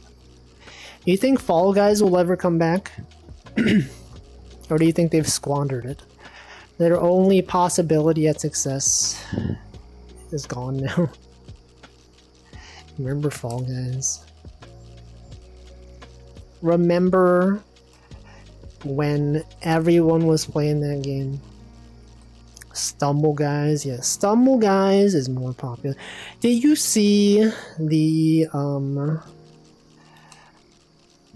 Costco guys and Sam's Club guys? And then they had these guys, the Walgreens guys, but they were talking in Chinese, but they weren't Chinese, they were like white guys pretending to speak Chinese, etc. What did Fall Guys do to squander? Just not make it fresh enough? I think they became an Epic exclusive game. And also, the reason why Stumble Guys is more popular than Fall Guys is that they have a mobile version. Whereas Fall Guys doesn't. And so everyone who wants to play it on their phone is just like, oh man, guess we gotta play Stumble Guys. And then everyone's playing it. And then Stumble Guys gets all the corporate collabs. Well, Fall Guys gets none of it. Does every game really have to have the same amount of players as the initial peak? No. But the hype has died. And this applies to every game, so it's not necessarily a bad thing. It's kind of expected. I don't get to play modern games a lot, so it was a nice change of pace. Fall Guys. Every Southeast Asian is being shafted by not being on mobile. Yeah, right. I feel like, you know, Gotta have a mobile game. That's why Genshin Impact is so popular. People can play it on their phone. I think I was on the train yesterday and I think I saw someone playing. I don't know if it was like... It wasn't... I don't think it looked like Genshin, but it might have been like Zenless Zone Zero or like Wuthering Waves or something. I didn't look at their phone close enough to see it. But I'm like, this looks like some kind of gacha game. You say they fell off or squandered their opportunity or whatever, but people still play it. I mean, so for Fall Guys though, it's like relative to the knockoff game, which is Stumble Guys. I feel like for a lot of other games, it's not as easy to say like that they fell off. Cause like, you know, you're comparing it to like all other games. But with Fall Guys, it's like definitely like, you know, this is what they could have had. Because Stumble Guys is pretty much a direct ripoff of it. I don't know. I bought Fall Guys when it wasn't free, then refunded it because it wasn't worth whatever they charged it. Wasn't it like $15 or like $20 or something? And then it was like free for everyone on PlayStation Plus or something. Genshin victims deserve free healthcare. Genshin players are victims. Classic gacha game. Any Genshin players out there? 35? Okay, I don't think Fall Guys is worth like 35. 35 pounds. That's like probably like $35. Like 30, somewhere between 30 to 40 US dollars. I thought it was like 20. I've been in the gacha mine since 2015, but I don't dare touch it. But then what do you play? Someone bought Fall Guys for me. I played it more than him because I played it with streamers who happened to be playing. That's the new meta. Is that you just have to make your game easy to play with streamers. So that when streamer plays game that has a large number of people that can join, then you see a lot of people play it. I feel like Tetris 99 probably has a lot of like spikes in its player base. Like, you know, Tetris 99, also one of those games that isn't as popular as it used to be. But sometimes you'll see like a popular streamer play it, and then I'm sure if you're working at Nintendo or whatever, and you see the player graphs, you're like, whoa, look at this. Why did 1,000 players suddenly join on this on this day? It's gotta be because like one really popular streamer played it. I still play Fate Grand Order account from time to time. Grand Blue, formerly Love Live. School Idol Festival. School Idol Festival 2. I played that game.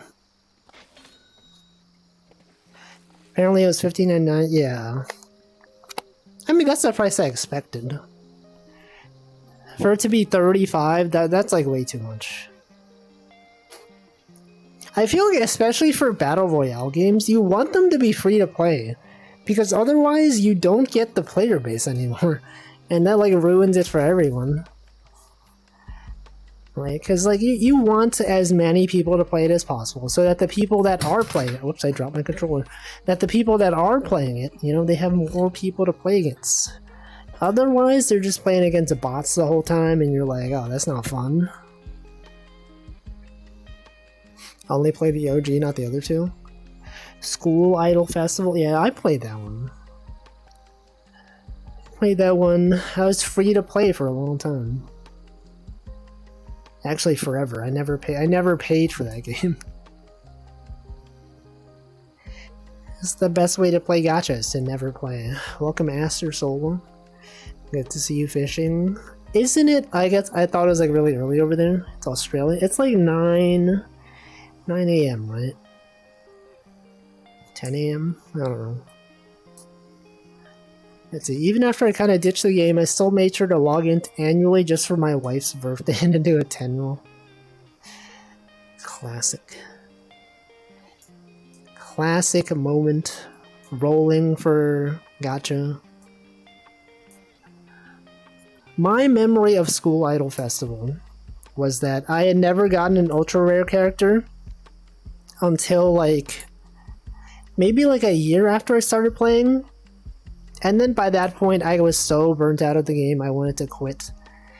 And then suddenly they gave me an ultra rare Nico, and I was like, this is cool, but also, like, I don't want to play anymore, so then I just stopped. I just quit. I was like, this I've been disrespected long enough, I'm not playing this anymore. Oh yeah, that was a long time ago. So I'm about to give Hololive my money once they release the new figure of small Halloween version of Hololive Myth. Oh yeah, that's happening. It's funny that I learned about it when it was posted on my Discord. I was like, oh, I guess they're making that. That's cool. Classic. I only played OG Love Live. It was fun, you know, while it lasted. That game. And then after a while, I got so burnt out on gacha. It's like, I don't want to be, like, you know, caring about using up all my stamina, playing events, getting ranking. Like, what am I doing? Why do I subject myself to this thing? It was even like, you know, I was in the office and I was like, it's like, oh no, my stamina's full. I gotta like load up a song and then like not play. That was the meta. If your stamina was like about to be full, if you wanted to achieve maximum efficiency, you had to like start a song and then like since you don't have time to play, you just pause the song. But then like while then you have like an hour and a half that you could spend before your stamina gets full again. That's how it was. Yeah, daily suck. Daily grind. That's what got me to quit. I was like, I'm done with this. I'm not gonna spend every day just logging in. Sometimes, you know, I used to play Granblue, and it's funny because a lot of people know me for like creating Granblue Raid Finder, but like I barely even played the game. I just made that thing and I was like, oh, you know what would be cool if they had a system that worked, and then I made it, and then like right after I made it, I quit. Because I'm like, this isn't fun. I would just log into Granblue, I would get my login bonuses, and then I would just not play. Every once in a while, they do like, you know, those roulette giveaways, where it's like, hey, log in for the day, and you get like you get to spin this wheel, and sometimes you get like 100 free polls. You know, like, that's cool. I'm gonna do that. And then I logged in, I rolled, I got some characters, and I'm like, that's cool. I will never play this game ever again, but I have this now.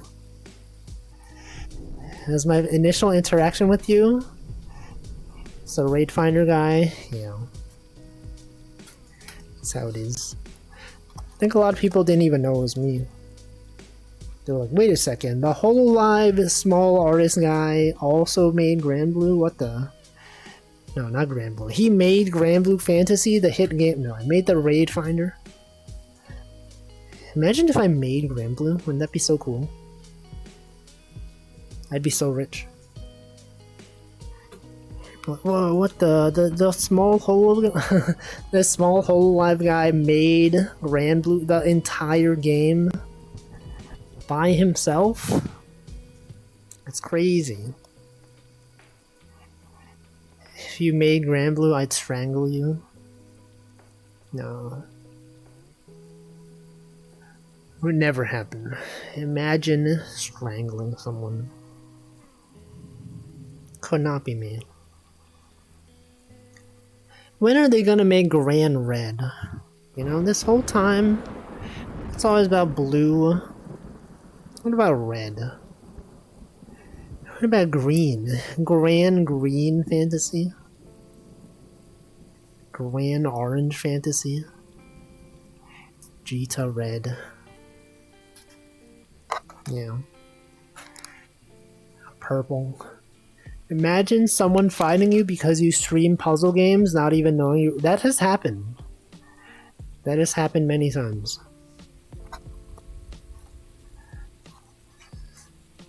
There's definitely have been people that are like, wait, you did this?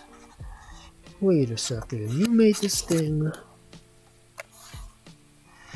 Violet. Classic color, violet. Anyway, I don't know. That's how I found you. What was I doing? Oh, I was playing puzzle games. What was I even playing? Crosswords? Maybe. Time Guesser? Oh, I was playing that snowman game. That snowman pushing game, right? Yeah, you were probably there before that. I forget which stream specifically. But it was around that time. Good times. The algorithm. You know, sometimes the algorithm just shows you a streamer and you're like, I got nothing else to watch. I might as well watch them. Then you tune in and then you spend several hours watching them. And that's cool. Love to watch streams. True, so true. Doesn't happen as much nowadays to me. Because I already have enough streamers to watch. Finding new folks like that's always neat, you know. You know, because you gotta, like, you know, even if you are following a lot of streamers, sometimes the regulars that you watch aren't streaming at the same time. You know, they normally stream at this time, but this day they're not live, and then you're like, oh, no one that I normally watch is live. Like, who the heck am I gonna watch? And then you go through your following list, and you're like, okay, there are 30 people streaming, but I don't feel like watching any of them for some reason. And then you're like, okay, what about this new person? And then you're like, oh, this person's cool. And then you follow them, and then you're like, I'll check them out.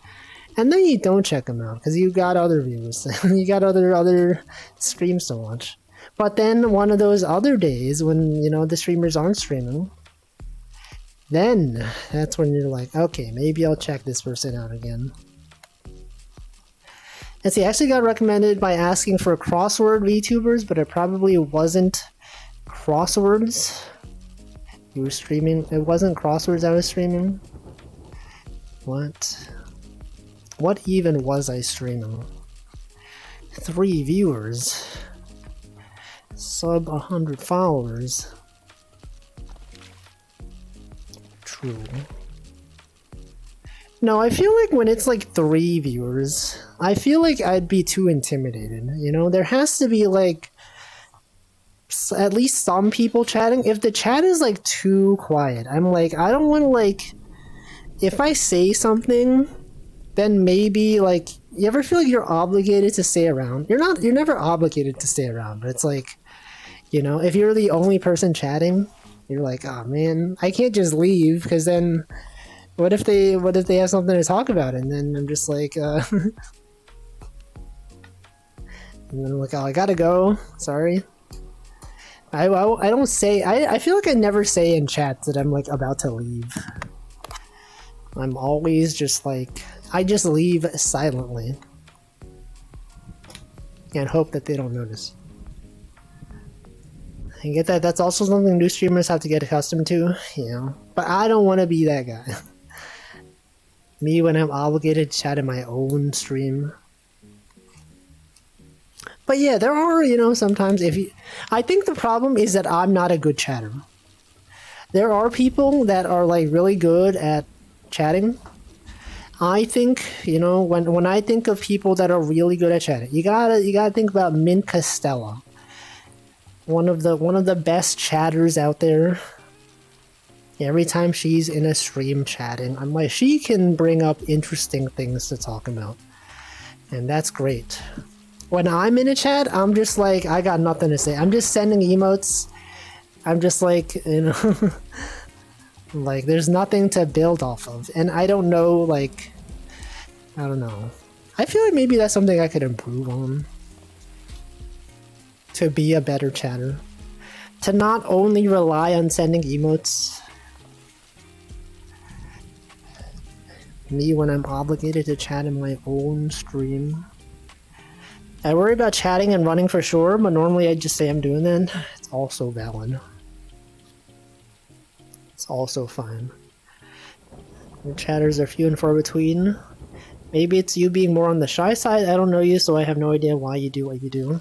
No, I just got nothing to say. I'm just like not... I'm just not good at like thinking of like...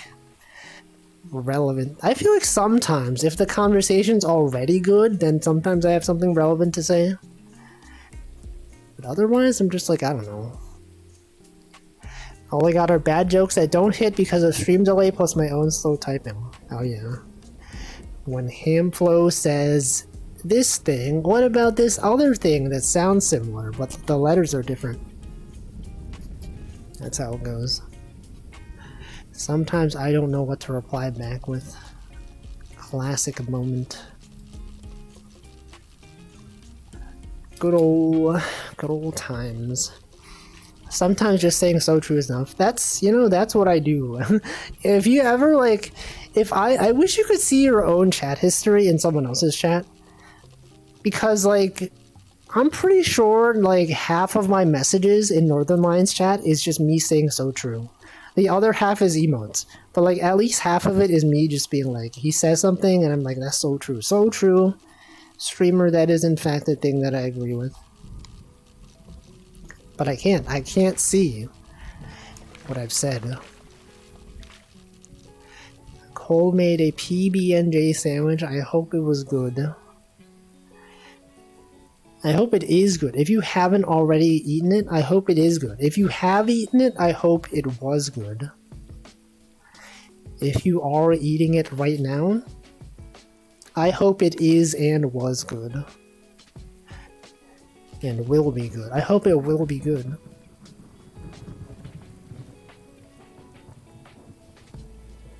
I hope it was once good. I felt that, but something I managed to outgrow unless I'm having a bit of a gloomy day. I love chatting. Oh yeah, what's all the chat? You love chatting, what's all of the chat? Name all of the chats. Name all of the chatting techniques. I don't believe you. He's making this up. Imagine chatting. So what's the best, as a chatter, what is the best moment you have ever had as a chatter? I'm sure a lot of people would be like, oh yeah, this one time, this corporate VTuber read my chat message. Whoa, that's the best moment. But like, what else even? What else could you even claim as your best chatter moment? Sometimes when streamer reads your message and laughs really loud, I feel like that would be a top moment of all time. When you're like, oh, let's go, I said a really, really funny joke. Honestly, the time I got into Bags chat, everyone was super nice to me. What did they do? What did they say? And they're like, check it out, it's the guy with the vest, and he's also an ox. It's like he's been here the whole time. They're just being a friendly bunch. Good old chat. When streamer doesn't read my message and someone else in chat +2s it. That also happens. Actually, yeah, that is kind of cool. It's like when you make a joke and another chatter thinks it's funny. Because I feel like a lot of people, when they make jokes, it's to like have the streamer read it. Because they want to make the streamer laugh. But if you make the chat laugh, that's in some ways also like possibly even better.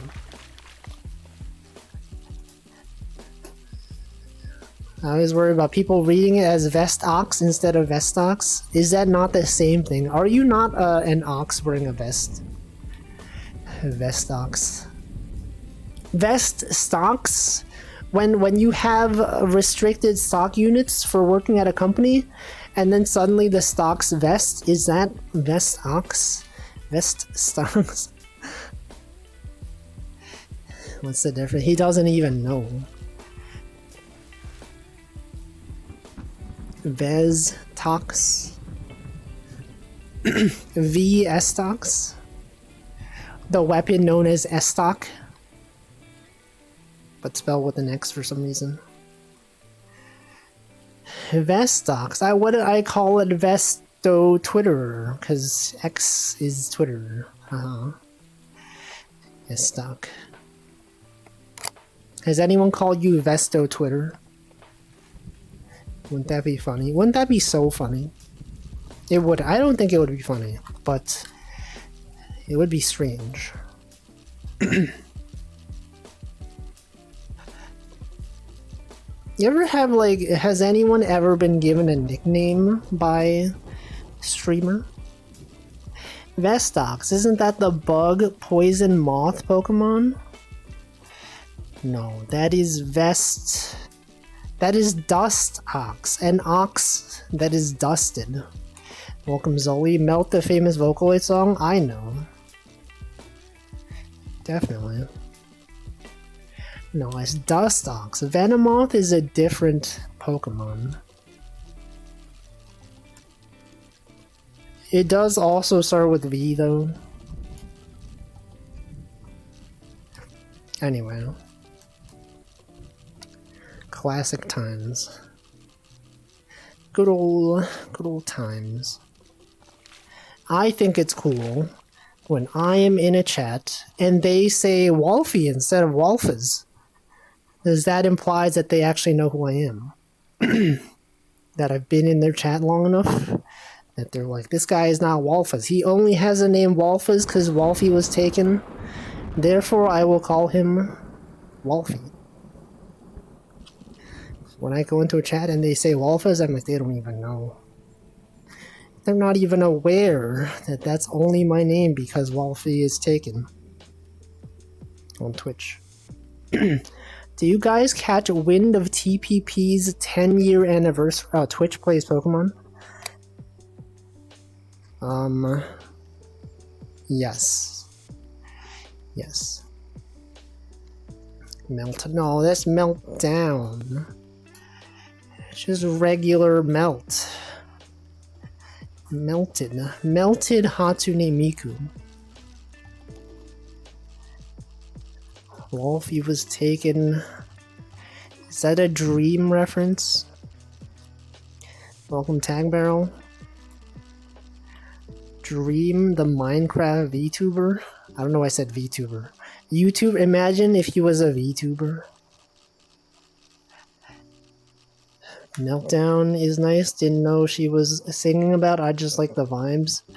That's what most Vocaloid songs are for the English-speaking population. You're like, haha, funny song, cool song. I like the tune of this song, and then you find out they're singing about like depression and like whatever. Now, that's sad, but also the song slaps, so that's good. If he was a VTuber, he would have been bullied out of the scene long ago.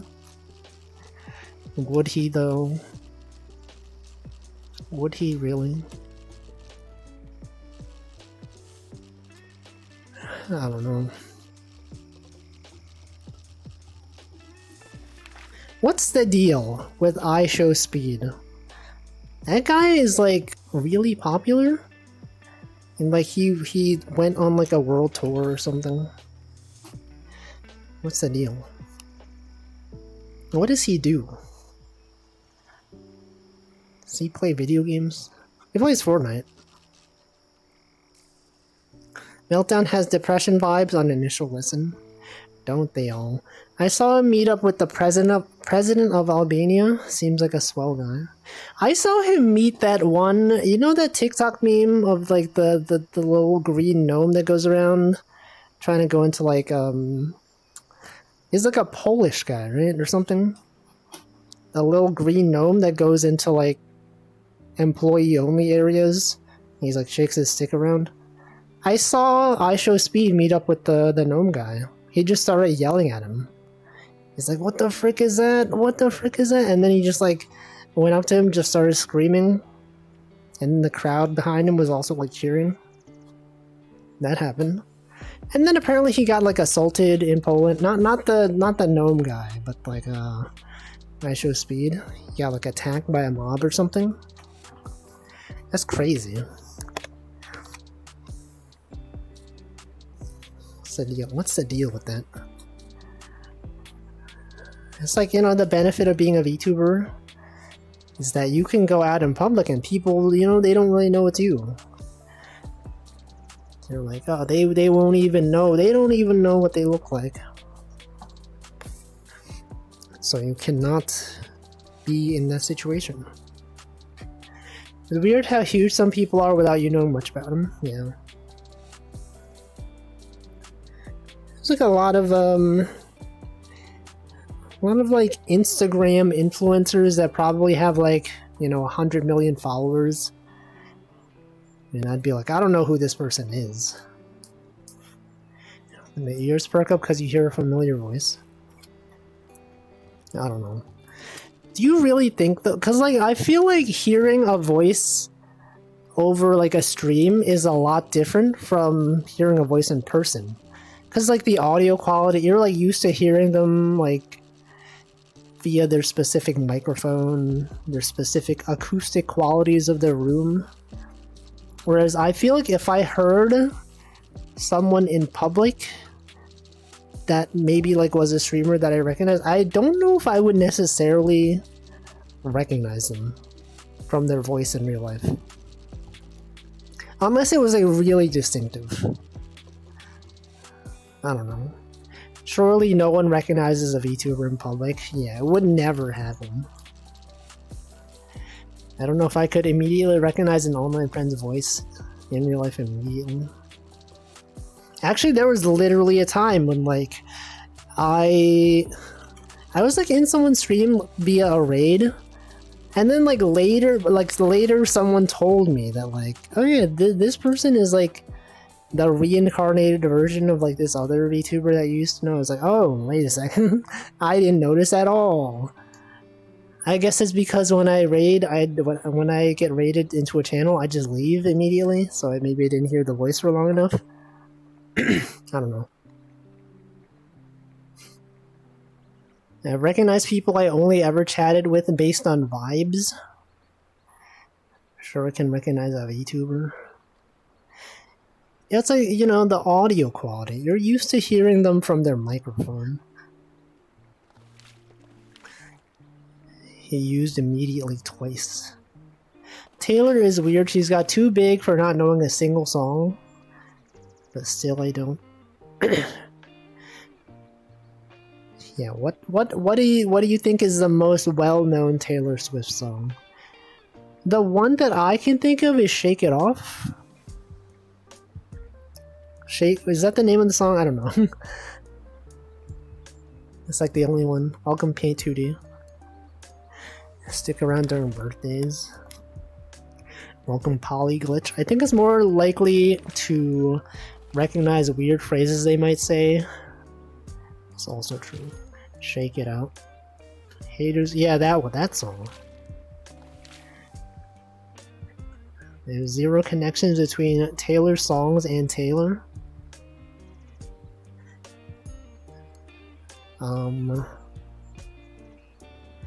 I don't know. I feel like that's the only song that I know of her. Like I've heard of her songs, the titles of her songs, but I also don't actually know what the songs sound like. 2000s white women singers all blend to one another. What's another example? Lady Gaga. I feel like I can name more Lady Gaga songs than Taylor Swift songs. Right? She's got Poker Face. She's got... Actually, that's the only one, but... I can... Wait, no, didn't... No, that's the only one. Bad Romance. Yeah, that's one. Bad Romance. That's two of them. Actually, I don't know if I can name another one. But that's already more. That's two of them. That's already more than Taylor Swift. What about Katy Perry? I don't even know. Roar, isn't that a song? Roar, Lion or whatever. I used to listen to the radio back then. What's the best song? You're not a real Swiftie. It's true, I'm not.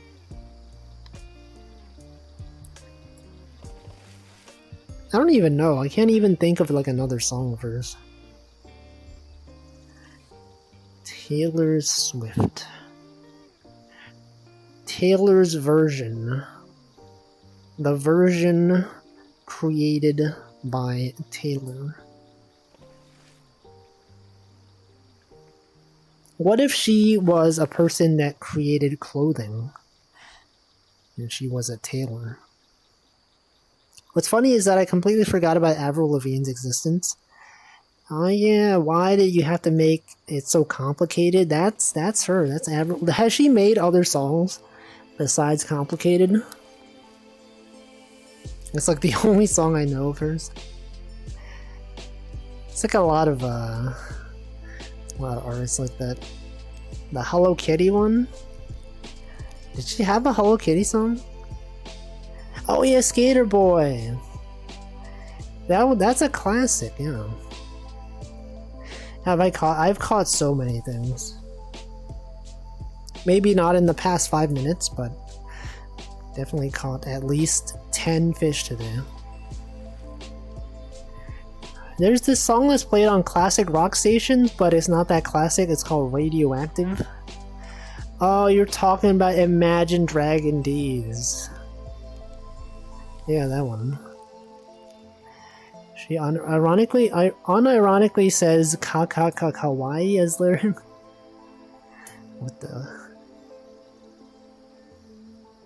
the heck? He's caught. Imagine Dragon D's.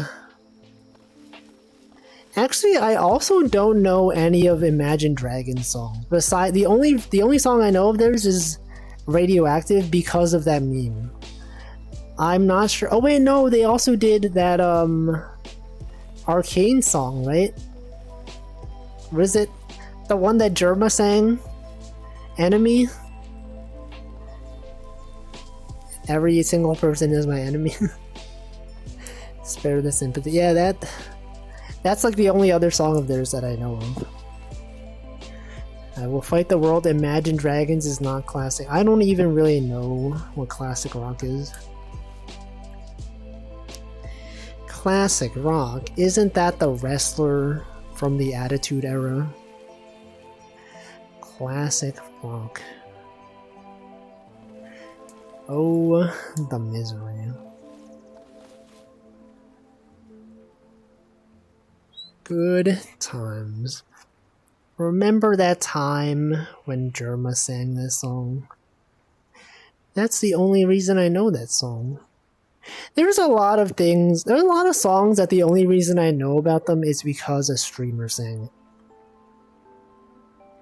I've talked about this before. I had like a lot of songs, a lot of English songs that get sung at VTuber karaoke's I had never heard of. I like imagine Wonderwall. I didn't even hear Wonderwall. I've never even heard it until Amelia Watson sang it at karaoke, and I was like, wait a second. Oh, this is Wonderwall? Oh, I see. Moon Song, that's a song that people sing a lot. A lot of songs that I had never heard until VTuber sang them. I also know them for that Thunder song, because it sounded exactly like a little remix of Luigi saying Thunder in Mario and Luigi. I have never heard of that song. I don't know a lot of songs. Yeah, I'd never heard of many of those songs. Wonderwall. A lot of ska songs. I had first heard of them in an Amelia Watson karaoke. Yeah, Ice Cube, Good Day. The KK Slider version.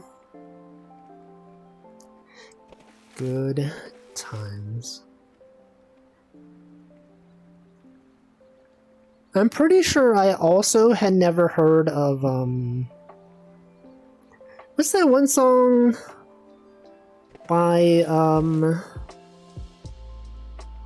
Queen that everyone... Bohemian Rhapsody. Despite Bohemian Rhapsody being quoted all the time, I had never heard it. I had never actually heard this song. I just see people quote the song, and I'm pretty sure the first time I had heard it was a VTuber karaoke, which is surprising because that song is like very popular. I know Wonderwall first from Neil Cicierega, stupid cover thing. That's crazy. I had to sit down and actually listen to all of it for the first time in 2021. Was it during No, it was during Amelia Watson's karaoke. I feel like a lot of English songs, the first time I had heard of them was during Amelia Watson's karaoke. I only knew Bohemian Rhapsody by name before. Yeah. Good old times.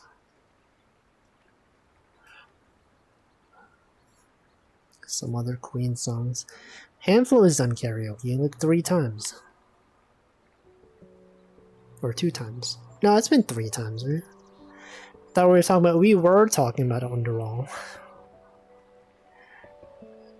You thought he meant that Hamflo sang Wonderwall.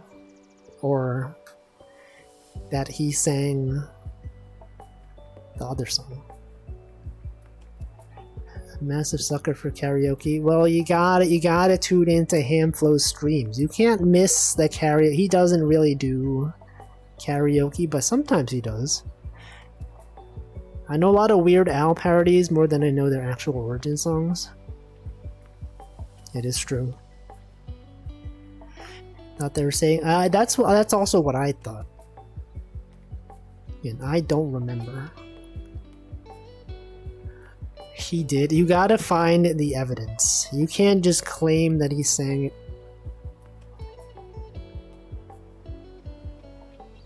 Weird Al. Wolfie karaoke when? Probably never. Unless if I ever do karaoke in person at a karaoke place and someone else in the room is streaming for some reason, then maybe. You have to trick him into doing it. Yeah, he would not do it. He has to do it as a punishment stream. That's usually how it goes.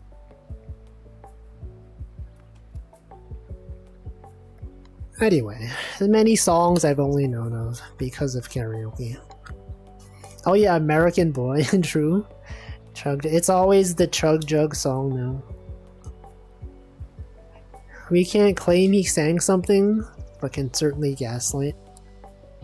There's no evidence, because there's no VOD, because it would get content ID matched on YouTube. Anyway, let me do connections and then end the stream. Let's see today's connections. Pack, cart, check, hamper. I thought that said hamster. Hamster. Bank. So Nick's reference. Nick's packages, Nick's package manager, post office, bank, laundromat. Wait, these are just locations. You can't have this. Biden. To curb, Nick's, inhibit, and hamper. To prevent, no. To lower the usage of something. To bide. No. Is this it? Nope. Okay, I'm gonna mess up. I don't know. Hamster. 3 away. Many of those are 3 away. Check. Washing. Check. Cart. Pack. Bank. School Pride of Lions, perhaps.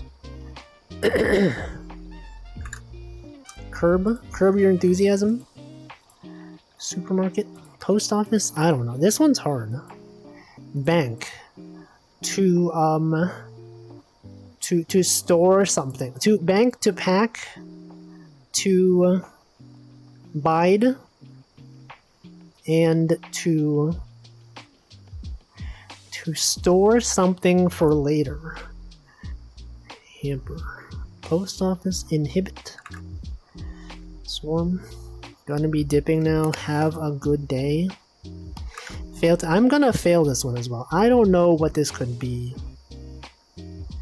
Swarm. Washington. Biden. Names of US presidents, but with a suffix removed. No.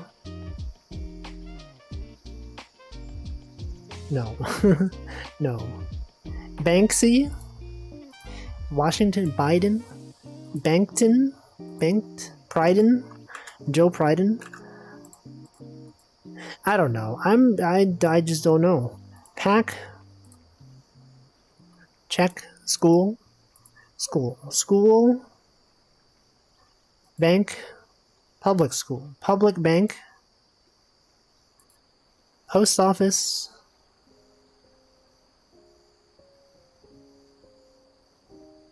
Wonderman. Washing. Hamper. Curb.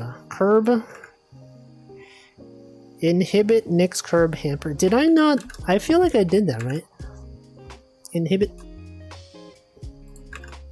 Nix. But nix is to like remove completely, right? Curb. Hamper. I think I chose bide last time. Yeah, I already guessed that. It's not this. Hamper. I don't know.